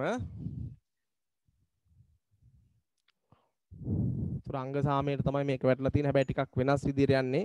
බය වෙන්න එපා. හරි. මෙන්න මේ A B C මෙයා A මෙයා B මෙයා C DE. හරි මෙන්න මේ ABC ත්‍රිකෝණේ මෙයා අංශක 61යි අංශක ගණන් වලින් දීලා තියෙනවා 61යි මෙයා 62යි ඊට පස්සේ මෙයා 62යි මෙයා 62යි මෙයා 61යි මෙයා 61යි 62යි හරි දැන් මේකෙන් අහලා තින්නේ මේ අංග සමවන ත්‍රිකෝණ යුගලයවත් නෙවෙයි ත්‍රිකෝණ යුගලය ලියන්න දක්වන්න කියන ත්‍රිකෝණ යුගලය ලියාලා හරිද මේ රූපයේ දී ඇති ත්‍රිකෝණ අතරින් අංග සම ත්‍රිකෝණ යුගලය ලියා දක්වා එම යුගලයේ හඳුනා ගැනීමට භාවිත කළ අවස්ථාව පහත දී ඇති 1 2 3 අවස්ථා තුනෙන් අතුරින් තෝරා යටින් ඉරක් අඳින්න කියලා කියනවා රයිට් මේක අවස්ථාව ලියලා තියෙන ඔයාලා පාකෝපා අවස්ථාවද අංග සාම්‍ය වෙන්නේ මොකෙන්ද කියලා අහනවා ඊට පස්සේ කෝණ පාද අවස්ථාවෙන්ද ඊළඟ අවස්ථාව පාද අවස්ථාවෙන්ද කියලා අහනවා. රයිට් අපි ඉස්සෙල්ලා අංග සාම වෙන ත්‍රිකෝණ දෙක හොයා ගන්න ඕනේ. පාද අවස්ථාවේ අංග සාමයක් නම් හිතන්නවත් එපා. ඒකෙන් අංග සාමයක් වෙන්න විදියක් නැහැ. මොකද පාද කියන ඒවා මෙතනින් එක පාදයක් ඕන නම් මේ ඕනෑමකින් අපිට පොදු පාදයකින් ගන්න පුළුවන්. අනිත් පාද නෑ. පාද කියන ඒවා ලේසි නෑ. ඒවා දත්තේ වෙන්න ඕනේ නැත්නම් පොදු පාදේ වෙන්න ඕනේ. දැන් පාද එන්නේ නැහැ කොහොමද? කෝණ තමයි තියෙන්නේ. ඒතර බලන්න අපි දැන් අර ත්‍රිකෝණ දෙකෙන් අංග සාමය වෙන්නේ ඉස්සෙල්ලා මේ දෙක චෙක් කරන්නකෝ. ඒතර මේ ත්‍රිකෝණයේ කෝණ දෙකක් සමානයි. මෙයාට මෙයා සමානයි. මේකට මෙයා සමානයි. කෝණ දෙකක් සමානයි. පාදයකුත් සමානයි පොදු පාදයෙන්. පාදයේ අනුරූප පාදයේද? ඔව්. බලපු ගාම හරි. කෝණ දෙකක් සමානයි. මේ තියෙන 61යි මේ 61යි. 62ට 62. කෝණ දෙක සමානයි පාදයක් සමානයි පොදු පාදයේ මේ බද්ධ වෙලා තියෙන මේ සමාන පාදයෙන් තමයි මේ දෙක එකට ජොයින්ට් වෙලා තියෙන්නේ. ඒතර කෝණ දෙකුයි පාදයකුයි සමාන වුත් අංග සාමය වෙනවද? ඔව්. හැබැයි පාදයේ අනුරූප පාදයේ වෙන්න ඕනේ. බලන්න ත්‍රිකෝණ දෙකේම පාදයේ අනුරූපද? ඔව්. මේකේ පාදය කියන්නේ පොදු පාදය කියන්නේ අර හිස් කෝණයට සම්මුඛ පාදය. අරයගෙත් අර හිස් කෝණයට සම්මුඛ පාදය. ওই ත්‍රිකෝණ දෙක ගලව ගත්තොත් මෙහෙමනේ තියෙන්නේ. ওই ත්‍රිකෝණ දෙක ගලව ගත්තොත් මෙතන 61යි මෙතන 62යි. අනිත් ත්‍රිකෝණය මෙහෙම ගලව ගත්තොත් මෙහෙමනේ තියෙන්නේ. මෙතන 62යි මෙතන 61යි. මෙතනින් තමයි ගැලවුනේ. ඒ කියන්නේ ගැලවුණාට ඒ දෙක සමානයිනේ. පොදු පාදයෙන් ওই දෙක ජොයින්ට් වෙලානේ තියෙන්නේ. ඉතින් හරිනේ. කෝණයක් පාදය කෝණයක් පාදය. පාදේ අනුරූපද? ඔව්. පාදේ කියන්නේ හරි. කෝණ දෙකට අහු වෙච්ච පාදය. තව විදියට කිව්වොත් දෙකට ගලව ගත්තොත් ගලවලා හිතුවොත් පොදු පාදේ නෙවෙයිනේ. එතකොට මේ කෝණ දෙකට මැදි වෙච්ච පාදය. කෝණ දෙකට මැදි වෙච්ච පාදය. වැඩේ හරි. අංග සාමය වෙන්නේ මේ දෙන්න. අවස්ථාව කෝණ පාද.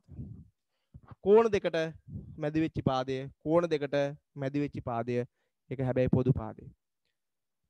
හරි. එහෙනම් ওই ටික තමයි අංග සාමය කරන්න තියෙන. ආයේ පන්ති තියෙන සිකුරාදා පේපර් ක්ලාස් එක තමයි තියෙන්නේ. පාන්දර 5ට. හෙට නෑ අනිද්දා. හරිනේ. ආයෙ සෙනසුරාදා පන්ති තියෙනවා, ඉරිදා පන්ති තියෙනවා, ආයෙ සඳුදා පන්ති තියෙනවා. ඒ දවස් ටිකේම තියෙනවා. සෙනසුරාදා සමුච්චි සංඛ්‍යාත වක්‍රයේ මේවා කරනවා. අර චතුර්ථක. සිකුරාදා පේපර් ක්ලාස් එක සාමාන්‍ය විදිහට මේකේ 16 වෙනි ප්‍රශ්නේ ඉඳන් යන්න තියෙන්නේ.